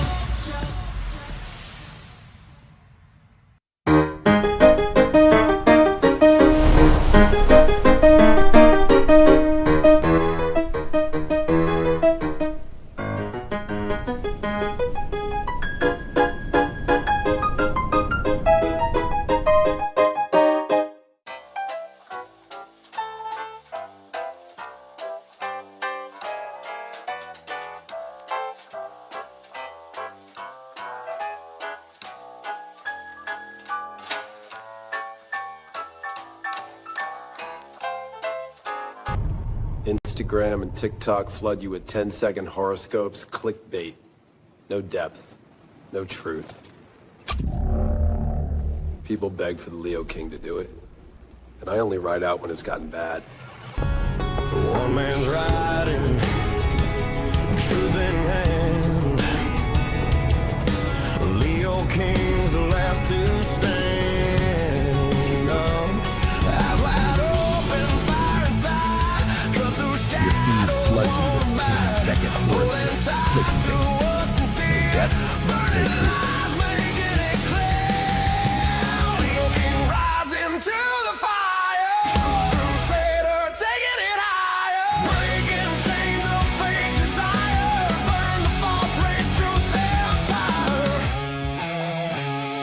Astro gimmicks, shallow lore, false predictions, spreading more. Leo King, he won't pretend. Real astrology to defend.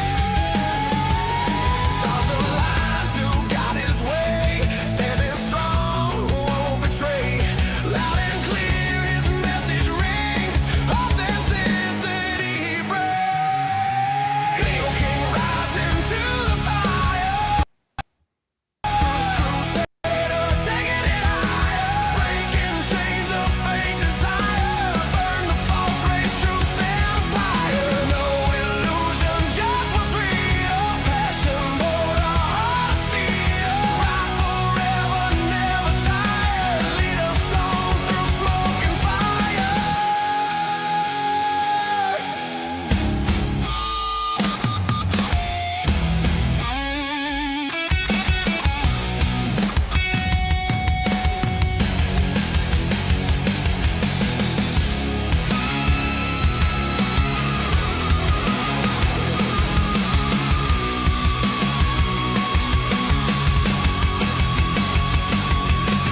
Leo King rides into the fire. Truth crusader, taking it higher. Breaking chains of fake desire. Burn the false race, truth's empire. Ride on, Leo King, lead the way. Ride on, brighter every day. Ride on, fighting false attire. Ride on forever into the fire.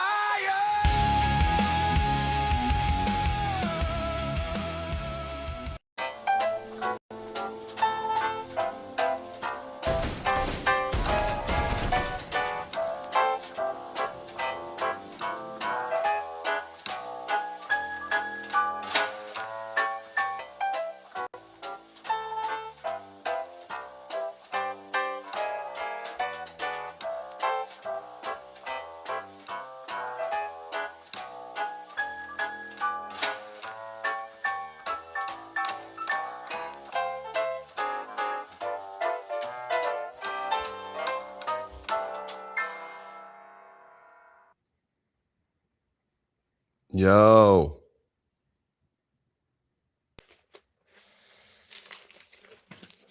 What up? What All up? right. What time is it? 8:35. I give it 25 minutes and I'm out. I thought you were already out, bro. I guess you came back. You know, we go both directions sometimes. Sometimes I'm in, sometimes I'm out. You never know. That's the aqua vibe, right? Oh, good. Yeah. Mystery. I think though it's important sometimes. You do in life have to sometimes go in and get out and kind of go, oh, that's what she said. The right thing. And that Yes. honestly, I mean, that goes in that realm too. That's what she said. Yeah. I mean, look, I've been 2 years, I think we've been doing LOL. You know, went from 4. You were supposed to be 5th, and you had kids, and I stuck with it. And I don't know why some kept telling me, stick with it, stick with it, stick with it, stay with it. And then, you know, I guess I know why now. Dave's back. We just waited 2 years for you to come back.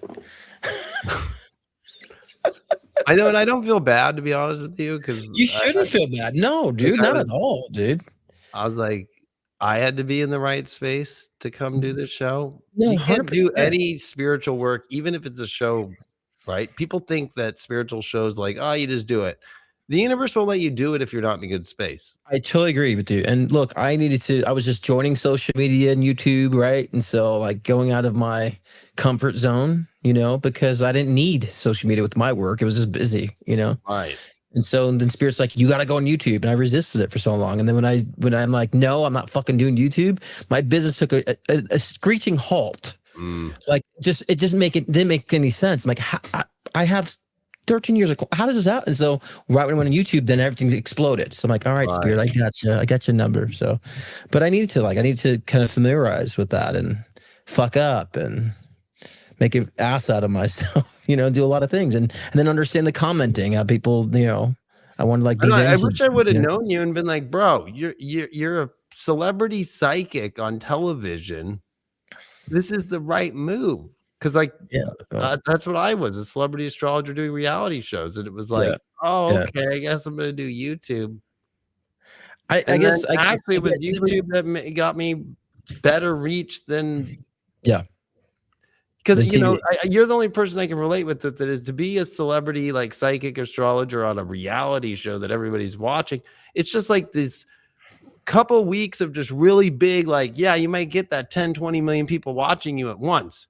And you could feel it as an energetic being and a spiritual, but you could feel it. It's intense. Yeah. It is intense. But then it had me booked up for like, for me, it lasted like for like 10 years, like a long time. Like it just was getting, you know, I built a clientele. I was loyal with it too. And so that's why I didn't need it. You know, and so I was just kind of like, and yeah, it's big. And then the reruns, and I was booked for a year in advance for like many years. I'm like, this is too much. Like, it's too much commitment for me, you know? So, but yeah, I feel like, you know, now I understand why, because I love to speak, you know, I love to dabble with motivational speaking and. Well, and you want to help people too. And I think what's cool when you're able to do it like on a show and help people. Yeah. I don't know what it is. I don't know if it's for you, but for me, I feel like I'm like at my best when there is all the cameras and there is like this. Me too. Yeah, I agree. It's more like, oh, I feel like that's the stage that was set to actually represent for you being a psychic, me an astrologer. It's like, okay, the universe put me here to represent this. I'm going to do the best job. And that's why I'm here. It wouldn't have opened unless you were able to do that. It's true. That's true. But I think it's more so even the connection of people. And I find it like, I like being able to watch myself back and critique myself, be like, oh, fuck, you're too long on this. You know, I like to like edit myself by watching myself. So it's been helpful to even things that I say. I'm like, I want to evolve my wisdom on things, you know? So I constantly look back. I'm like, that's a shitty idea, you know? I actually am the opposite. I'm like, you know, because I cause a lot of ruckus on my reality shows, right? Like where people are like, did he really say that? I'm like, yep. I look at it as like, thank God I said that I could always look back and be like, you know what? I was young. I did it. Screw it. Like, whatever. I don't care. Like, if anything, I look at it as a badge of honor. Like, yeah, I did say that. Who cares? I think, but that's the thing that you, Christopher and I have in common is that we somehow like start a fire somewhere. Right. That is true.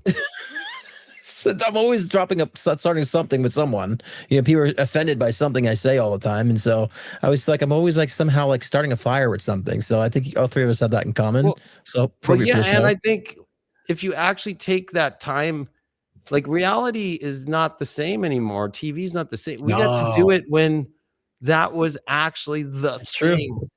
And so I think that's like one of the coolest things is to be able to be like, yeah, I was in the middle of that during the peak of that, right? Where now it's like people kind of go, oh yeah, no, whatever, like. Well, David, you have to also understand, I'm sure you agree with this too. Like when I was doing reality TV, like I was dealing with reality TV type of people questions and scenarios. I'm like, I want more than this. So then, of course, the craft evolves where it becomes mentorship. It becomes like your audience is now spiritually inclined people, right? People who have like a broader consciousness. And so you can dive deeper, right? With an audience shift because reality TV, I had a lot of people from reality TV and they had some of that, but it was always, I couldn't go as deep as I wanted to go as I'm now. True. Right, because I want my audience to evolve with the work too, because the TV world's not meant for that depth. There's not enough time. There's other people, so to have more of these longer term. What was that? Where did he go? No, there he is. That was me. Right of refusal right there in my contract. No, I agree. I mean, I went to TV and film school, and I'll tell you right now, it's designed to get you to the commercial. It's designed to give you it's completely designed to give you anxiety before the commercial. And then not resolve it after the commercial and just keep stringing you along. And it's dumb and it never goes deep. One thing interesting about Netflix and stuff is that the binge watching of shit changed things because people sat down and they watched a thing from start to end. And they got deep. And TV like that is cool because you can get so deep in character, so deep in nuance. It just opens up a whole new opportunity, I think, for storytelling. And so I think that's where it's going. I think it's going deep episodics, and even reality, deep reality. And here's the thing. Anyone can do it. Anyone can do it. And now with AI, anyone can do it.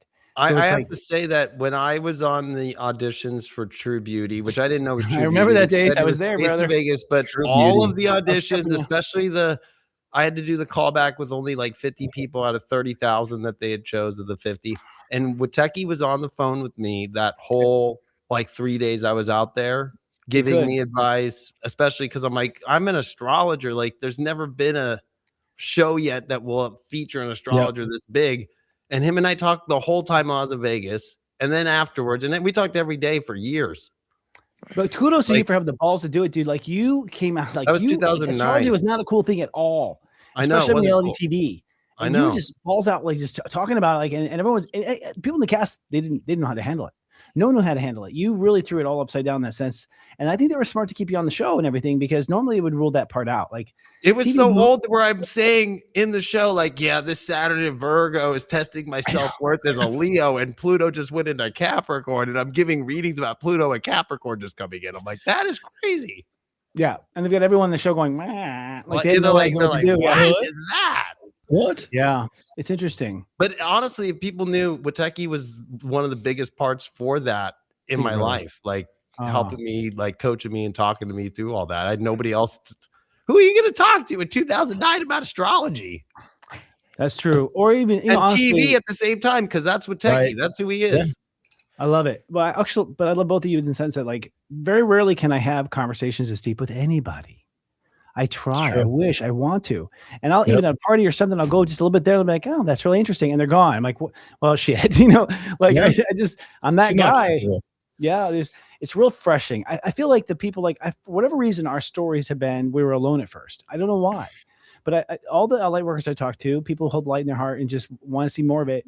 They all start off alone. It's like the story starts where you're alone. It's like Luke Skywalker, you're in a desert. Your parents are idiots. The robots are dorks. It's like, and you yourself don't know if you'll ever meet someone that you can like just relate to. But I have to say that the universe has been bringing them 1, 2, 3. It's starting to accelerate now. More and more people that I'm finding that I just feel this deep connection to, where I have to get torn away to go home and party or whatever. It's like, and it's exciting. And I think that's part of the new age that's so exciting is that. Aquarius is the two lines that float together, and what it means is like birds of a feather. It's like we're going to find those people who have the same vibe as us. And we're finally through technology, AI, space travel, like we're going to be able to come together. And that's exciting. it's funny because like you helped David like embrace the internet stuff, right? And you helped me when I just started like, oh, I'm going to do the Instagram lives I was doing, and then I got connected with you, and you got me start doing the YouTube stuff. So you know, there's an interesting. You're like the daddy here for us, and the daddy when it comes to our social media exposure. But I agree with you, Christopher. Is like you try to have these conversations with people that can like the last 2 seconds, and then they're like too much, or their head once exploded, their head hurts, you know. And I think even just our conversation, all of our conversations on the show is just like how we normally talk. Yes, like it's not put on. We just how David talks, how I talk, how you talk. It's how we all talk. Well, what people don't know is like I met Chris when he had a girlfriend and I had a girlfriend. We went to a club, and actually it was Jamie Foxx. Yes, that we saw in Orange County. We were there for Jamie Foxx. Met Jamie Foxx. Chris gave me a reading that night at his at his hotel, like at the pool. Him and I went to the pool, just like at like 3 a.m, and he told me, "I'm going to be a celebrity astrologer on TV." That was his reading. Yes, Mike. And inside, I'm like, God damn it, that's my job. Then literally, I'm on the audition like a year later. And get it. And then on New Year's Eve 2010, I'm sitting in the warehouse with Wateki and Kristen Ryder. Full moon in Cancer. And it was and we're at this party, and we're both thinking of the 2010s. I'll never forget about it, like the future, and like us talking about like what's it gonna be like. And it didn't really turn out. I don't think that we thought it would, but I think the spiritual part did. I think we were like, we're going to witness people starting to wake up, and that's going to be the main thing. And now it's here. I mean, what I didn't expect was a tour through the dark. I mean, what surprised me is Neptune and Pisces, like just turn up all the past life stuff.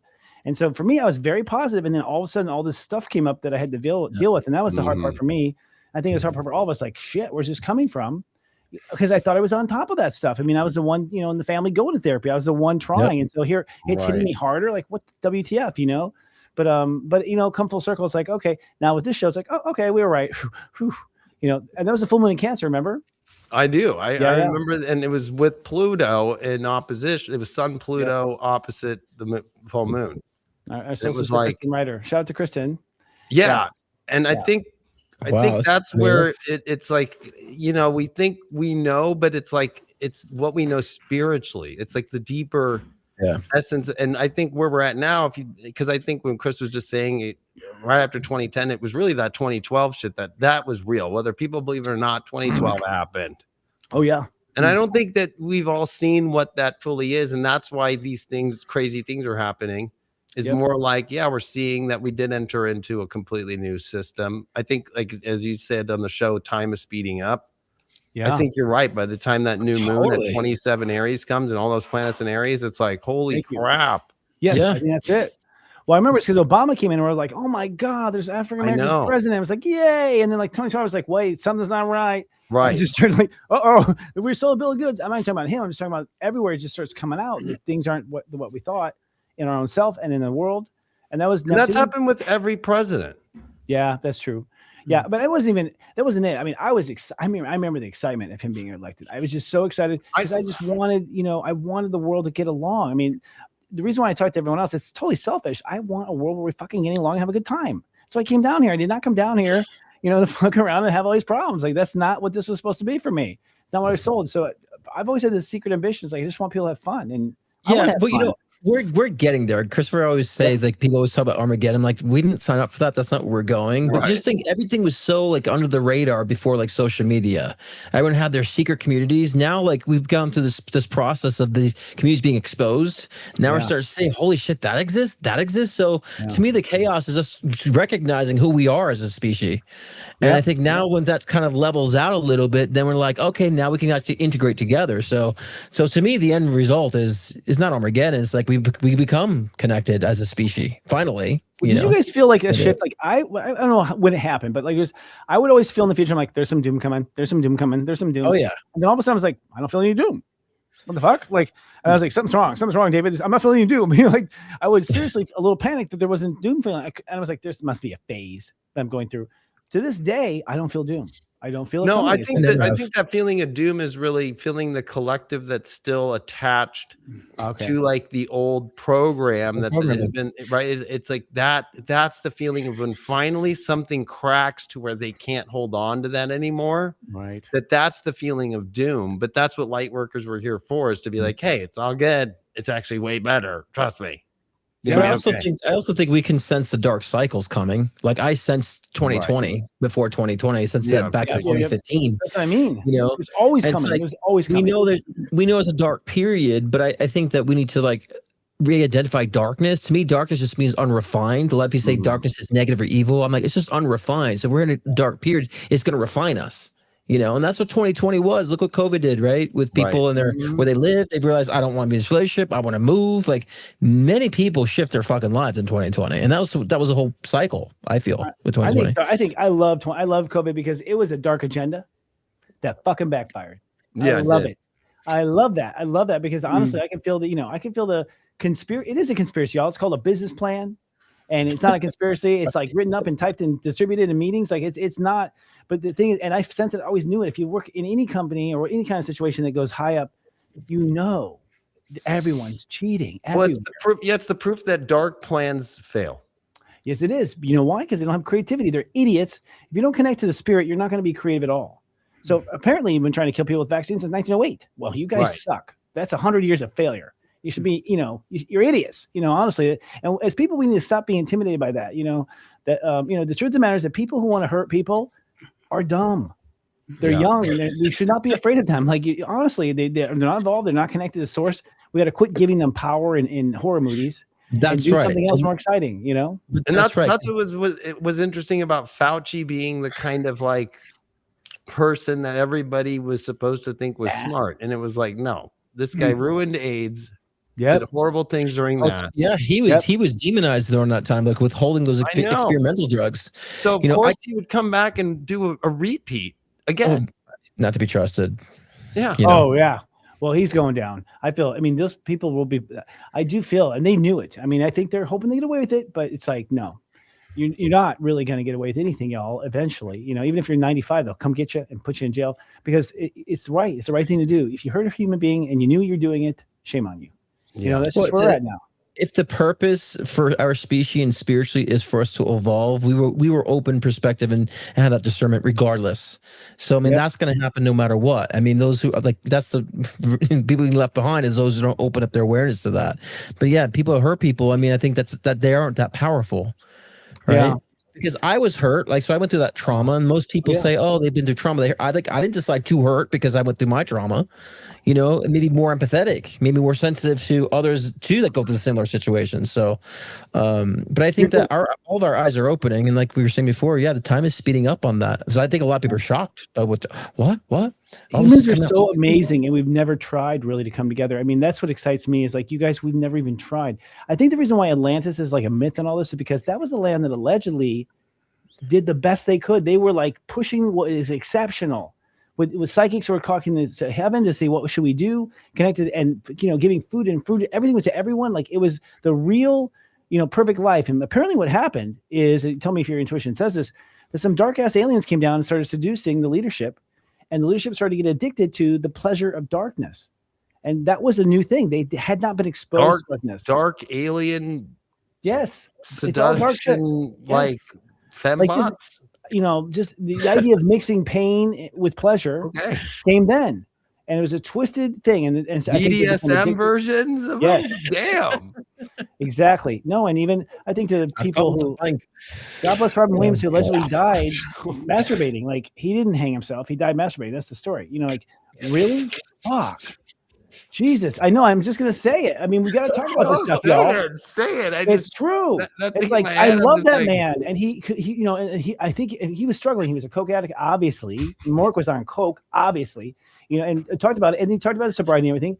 But I think he just could not find that high, and he ended up dying looking for a high. Like that's so sad. It's a twisting of the dark and the light. I'm sorry, I'm the only one that has the balls to do it. I'll say I love the man. I'm just laughing because that is the saddest life you could be. You're chasing the high so much, you're doing blow, you're masturbating, and you die while doing that. Like that's sad. Yes, it is. It is sad, but it's hilarious at the same time too. There's a greater joy when we get along. There is. Go ahead. I'm sorry, Morgan. Do you think that any of these public figures may have dipped out of the public eye and staged? Oh, their death? not him. Not him. Not him. Oh, stage death. He's dead. Yeah, like to maybe participate in the disclosure of that world. I think that's possible. I've always questioned that too. I think it happens. I don't know if it happens as frequently as people may think who think that way, but I think it's definitely happened. I think Epstein somewhere having a margarita. I don't think he's dead. I really don't think Epstein's dead. I think he is. You think he's dead? I tapped into. He's gone. They got Hitler out of Germany, dude. They got him out. He was in Argentina for years. Like, they get Hitler out of Germany, they can get Epstein out of that little office. I mean, Charlie Kirk could be alive too, for all we know. No, I don't know. He's so soulful. I don't think he could hide and lie like that. I don't know, but he was able to do that and know about his wife and put on the show. He's pretty good at putting on the show. He is. Okay. If it were possible, who would be the top contenders? Elvis, yeah. He's alive somewhere. Lennon. Elvis actually died of a drug addict. He was a drug addict. Ones. Who would be? Well, Tiger Woods is still alive, even though he flipped another truck this week. Who? Tiger Woods got drunk again and flipped his SUV on the side of the road. Oh my God. Another DUI. I know. I was thinking, that was a Pluto Capricorn thing for that Capricorn. Nope. Carrying over. Tell me this, and this is no offense to those watching, but I haven't seen the Capricorns really learn. They're the only sign I see get through Pluto transit and still keep the stuff. It's like, how the fuck do you do that? Like so you're saying RFK will probably have an affair? Oh, I don't know why he would have to. I mean, he seems like he's pretty happy with that woman. Remember, that was what was happening right when he came in, though, was that whole girl that was in the journalist and all the text messages, and he was like, I think he's a flirt. I think Capricorns they can't help it. Like they are just they get off on the power, They get off on the power. There's something about the power, and there's Capricorns that like to be on, taking their power taken. It's just their turn on. I think most people signs get kind of turned on by what their talents twisted, their twisted talents. I mean, honestly, if I think of people though, I think, the Charlie Kirk thing might be the one. Like, who else is kind of left? Like, if you really start thinking about age and stuff, like there's a guy who just claimed it was a story last week that he was Hitler at 128 years old or whatever. And I don't know, but it's like, okay, that seems like an old National Enquirer thing. They're rebringing back stories now. Pretty sure Hitler went through Argentina. I mean, there's a lot of evidence. Yeah, that came out in the JFK files. Yeah. And we let him sit there and. I don't know. There's a lot of people I think disappear. I know John F. Kennedy Jr. may live. I mean, and I didn't believe that until all the freaking stuff that went on during COVID and all the, history that JFK, he was actually alive and sending messages. And I thought about it for a while. I'm like, you know what? Actually, he did die sus. Like, he did his plane disappeared. I don't know. I don't know. That's one guy that might be living up somewhere, and his wife. And I can see why he would, because his uncle died. Like, I might do the same thing. Take the family witches. With his mom, I know. God bless her. She's seen everyone die in her family. Jackie Onassis, I have felt a real soft spot for that woman. I think she went through a lot. She didn't. Or do you think some of these people, like they say die, but then they go get cloned and they get stuck? Okay. Cloning is a huge. Yeah, clones. They said about Biden, right? That Biden's a clone. They say. I think he was actually. I'll say right now. That was an actor. So many times it was not fucking him. The robot, clone, and AI in one. It was like they were throwing out the different versions. Yeah. The deep fakes. I definitely could see a lot of. As a trained director, the actor sucked. I'm telling you. I saw through the performance so many times. He'd be even when he was playing like delirious and stuff on stage. Like, this is bad. I want to go. Or the hands through the microphones. Like, yeah. Oh yeah. It was a totally different guy. Plus, we had the earlobe thing. I mean, there was a lot of stuff out there. It's like, come on, blue eyes, black eyes. Like I saw that with my own eyes. The different eye colors. Or his double chin on Air Force One, like one of his last kind of like the mask gun. And the inauguration was the weirdest fucking thing I've ever watched on television in my life. Because it wasn't. It was so live. Weird. It was pre-recorded the days prior. And Bernie in the stands like this, Yeah. Like that was like the Bernie thing. Didn't they confirm the Epstein files? Did they say something about Biden being cloned in the Epstein files? Right. Wasn't there some chatter about that too? Yeah, they said it's having like a mask malfunction.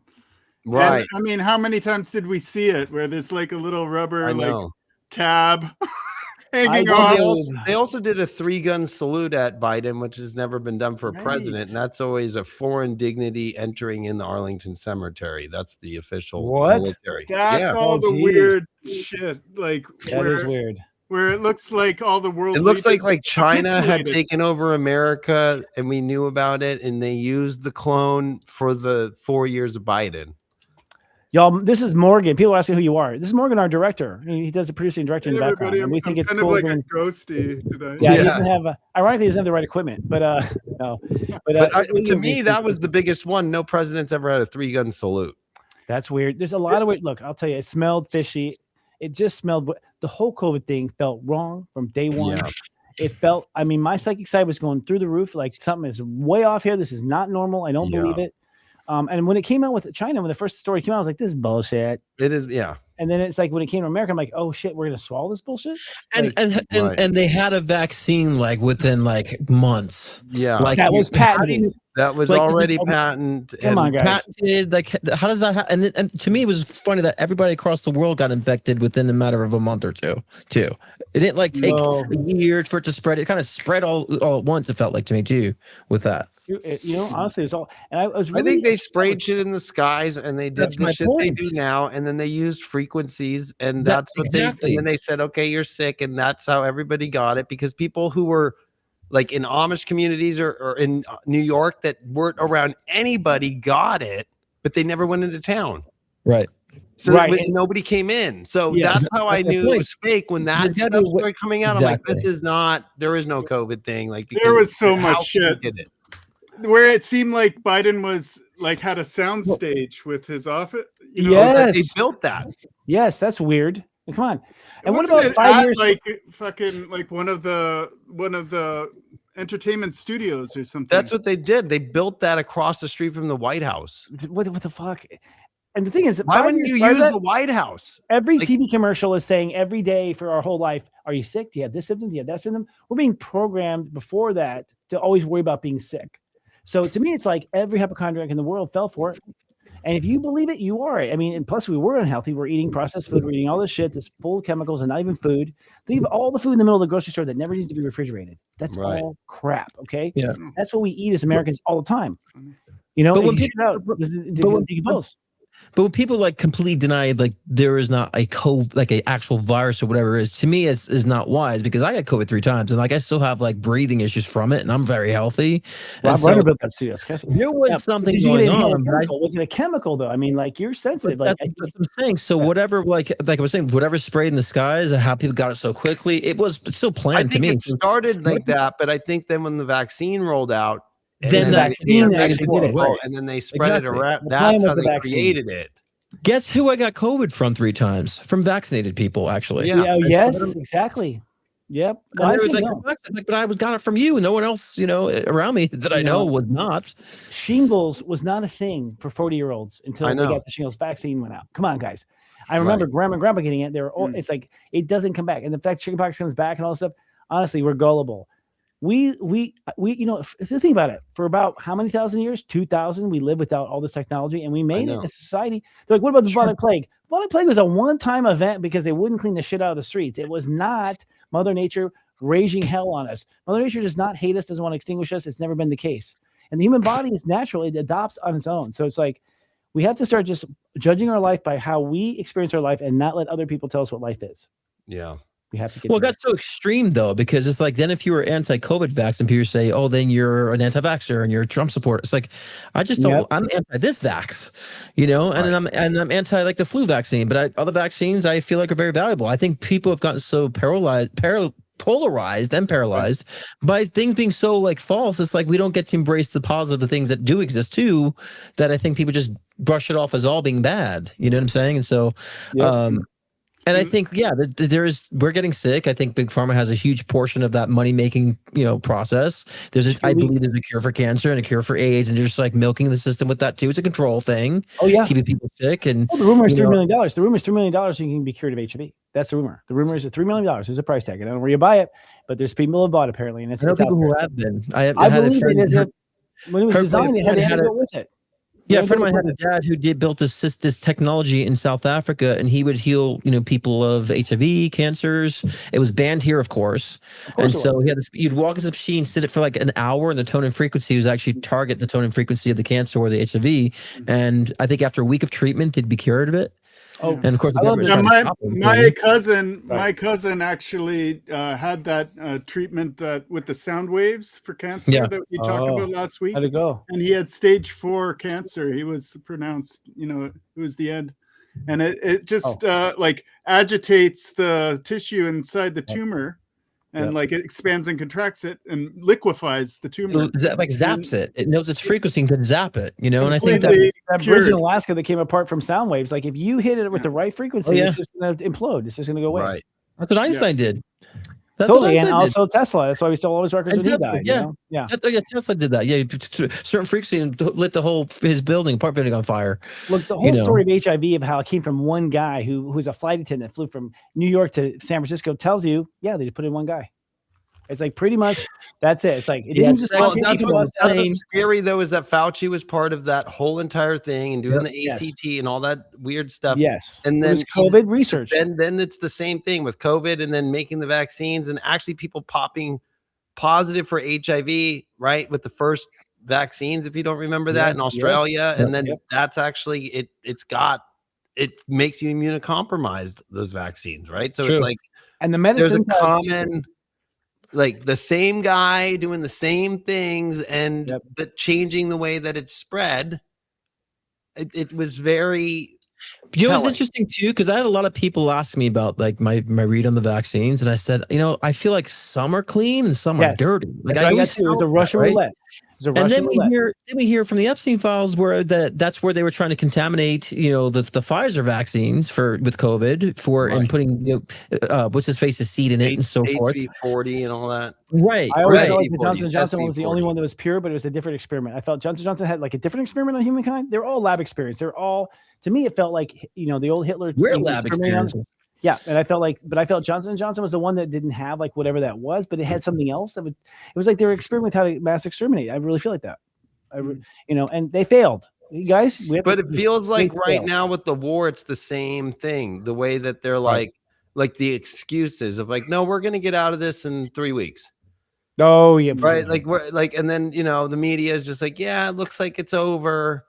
And then, oh wait, no, it's not. Now, they raised the draft to 42 years old, like all that, it's like why are you doing all this stuff on top of saying at the same time that it's going to go away? That's what they did with COVID, right? Like it's only going to be 2 weeks to stop the spread. Oh man, what a mind fuck. Right. But everyone's watching now, right? Everybody's watching now. So that's why they can't get away with it, because before they could stand behind a green screen and say they're in Iran, they're not. Because you look up old CNN, shit. It's like, we used to buy into that shit. We thought they were really there. And so now our eyes are glued, but they're still doing the same tactics. The biggest mistake they ever made was giving us the internet. That was the biggest fucking mistake they ever made, because at that point we were all wired. And the next mistake is AI. Exactly.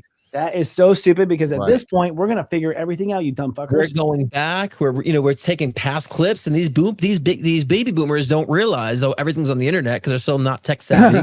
My mom can't make the VCR programs. Remember this? We have the vlogs, and so they don't know how to maneuver around the fact that we know their tactics now. So no, like Christy Noem's husband, just right? Wow. Yeah. Right, like, sorry bro, like the internet exists, dude. You didn't know about that before you wanted to like cross dress like in a it's always those anti-gay, transphobic people that are actually either having sex with actually are the closet ones.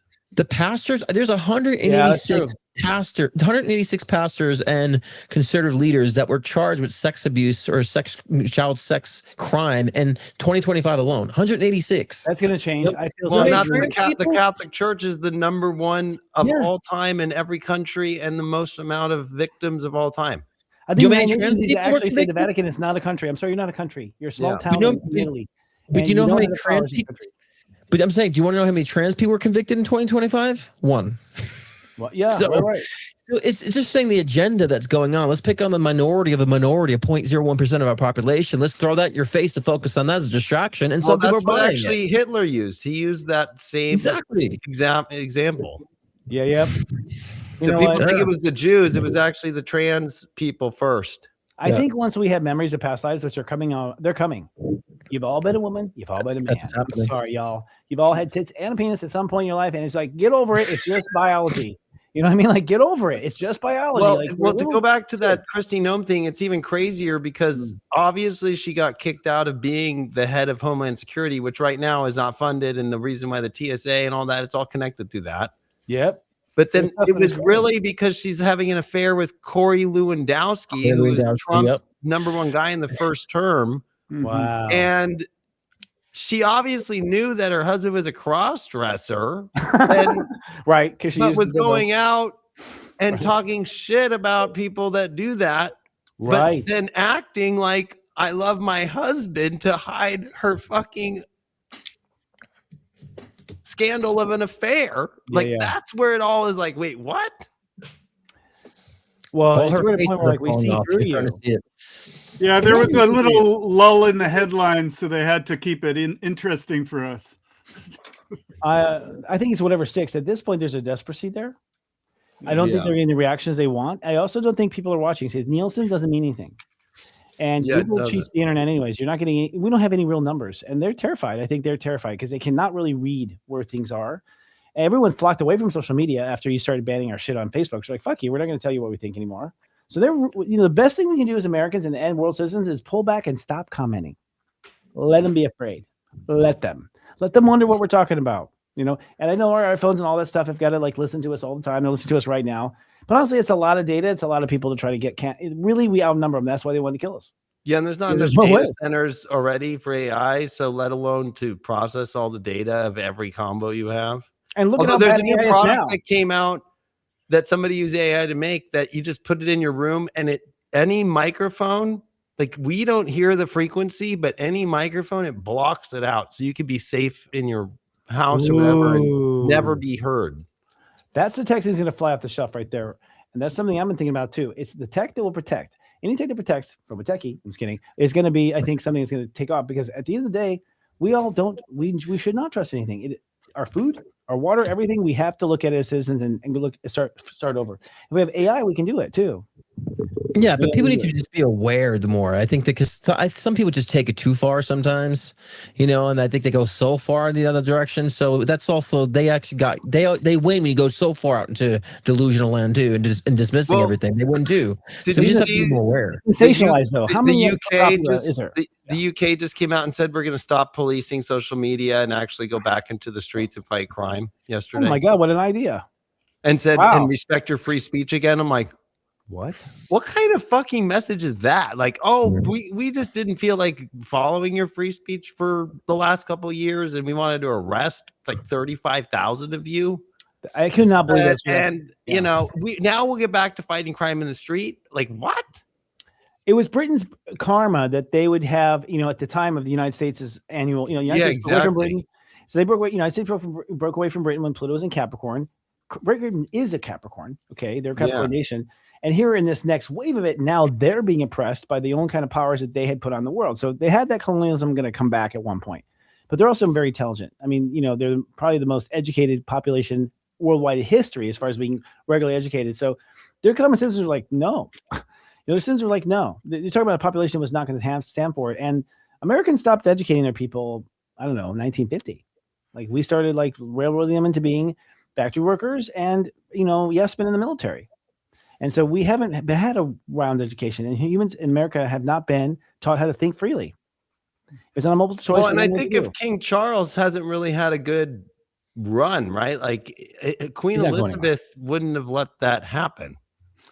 Well, but at the same time, Charles, when he was prince, let Diana die, let all these weird kind of situations happen, right? So he let that weird situation happen. That also makes me think, though, what's the new thing that he's up to? If he, because people forget that Parliament is controlled by the king, even though they try to make it separate. The prime minister every week goes and talks with the king or who's ever the sovereign, king or the queen. And then there are laws that the royal crown can say, I don't like this in Parliament, and overrules certain things. People try to disprove that, but they've never given their power away. Yep. And same as in Canada, there's that same rule with the governor general who represents the crown. It's but royal in the old days, as you know, friend who's been a king. I mean, it's like royal in the old days was that you felt like your heart was here to take care of these people. You're their father, you're their mother. It was not to overlord and be all powerful. There were crazy Louis XVI and those are kings, but you knew that you had been chosen by God clearly. And if you were a God-fearing man, you would never take advantage of that. You saw them as a family. So the original idea, I think, was I would have father, taken advantage of his parties, Louis the 16th. I would have been like, "Hey, bro, I'm down for your party." Oh yeah, but I don't feel like this. Leo, I would have been like, "Damn, there's a lot of French girls here, and they're dressed to the nine." Damn. I don't know. I don't think this king is. I think the I can't remember his name now, but Diana's son, he's a Cancer. And his wife is a. I know, and he doesn't like his wife, and he's pulling his dad right now. He doesn't want to be with her. Capricorn wives are hard. I've had one. Like every night before William goes to bed at whatever house he's living in or manor, his dad's calling like, "I'll get the Mercedes ready down by the bridge." She's smart though. She's not like Diana, where I actually have a prediction that King Charles has been screwing Kate. Oh my God, that's pretty phenomenal. Damn. Wow. Like that's the way that family works. And Capricorn, I'm not trying to be prejudiced, but Capricorn woman, the one would climb up that. Right. That she would be like, whatever. I don't care. I'm just here to get wherever I need to go. Want to be on top, don't want to die. Well, I think something with her cancer was weird. Like, I don't know. Like, I don't know. Some of their cancer was weird. It's the bad karma that his dad left with killing his mom. And then what do you think is going to happen with him? I don't know. He's going to repeat the pattern. I don't think he's seeing somebody to have good therapy about like, hey, you're going to repeat what your dad was like. I don't think he will. I don't get that. I mean, right. So that's what I'm saying is like his dad's just like every night, like, hey, I can get the fucking Mercedes. And then the whole thing with her and AI, right, for 2024. Yeah. When they said she had cancer and then they used body doubles and it wasn't her. That's like, we have control of you, girl. Right. Yeah. So we're using AI to put you out there, like, and then you're actually in the king's quarters. Diana though she was a light worker. Diana, she was a light worker, and she was, but I don't think Kate is. No, I don't think Kate is, but I think Diane's son, who's going to be king, I do think he's a good man. I feel in his soul. I think he worries up at night. I think he cares. I really think he cares, like his mom. He's a Cancer. He cares.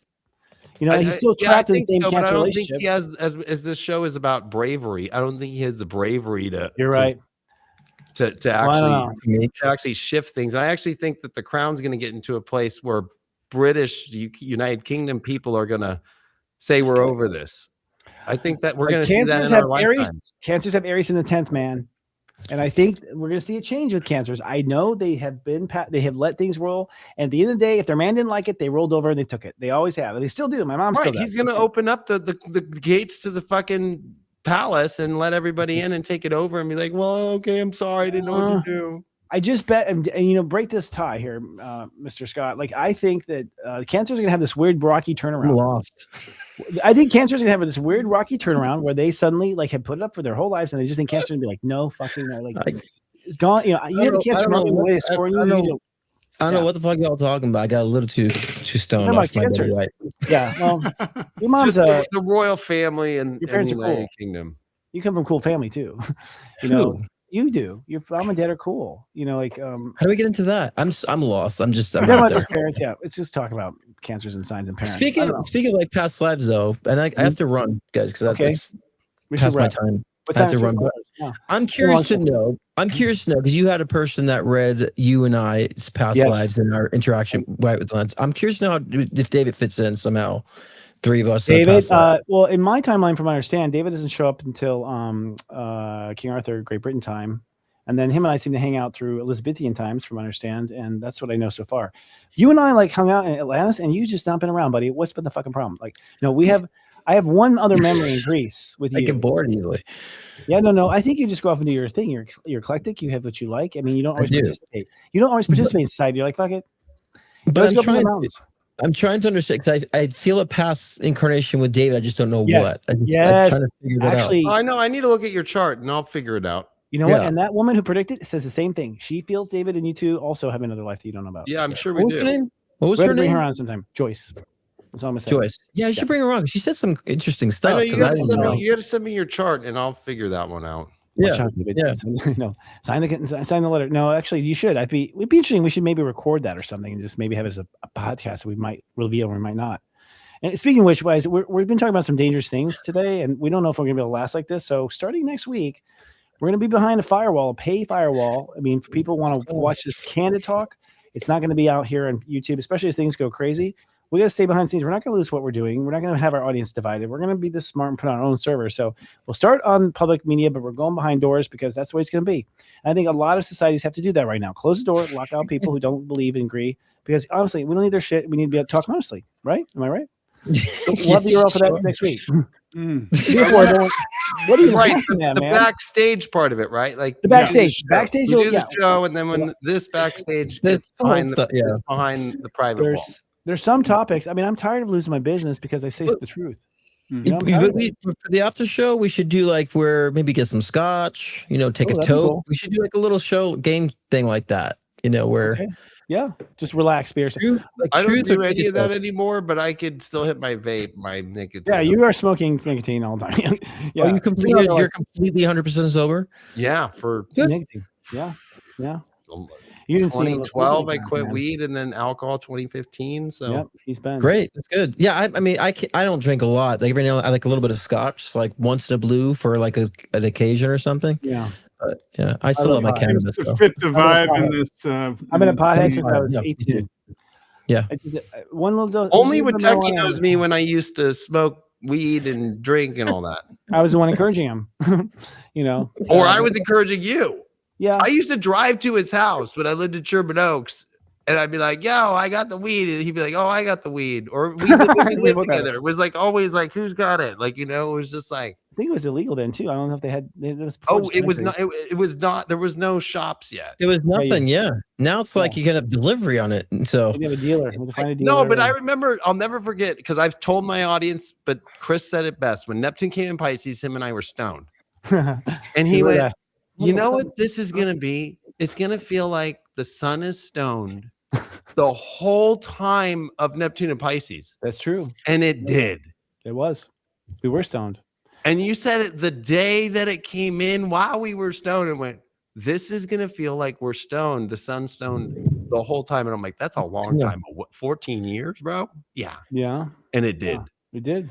And that time, actually, marijuana became legal, and, and became a big cash crop. But I'll never forget being super high and being like, this motherfucker has made me more stoned thinking of that. Yeah, that's part of it.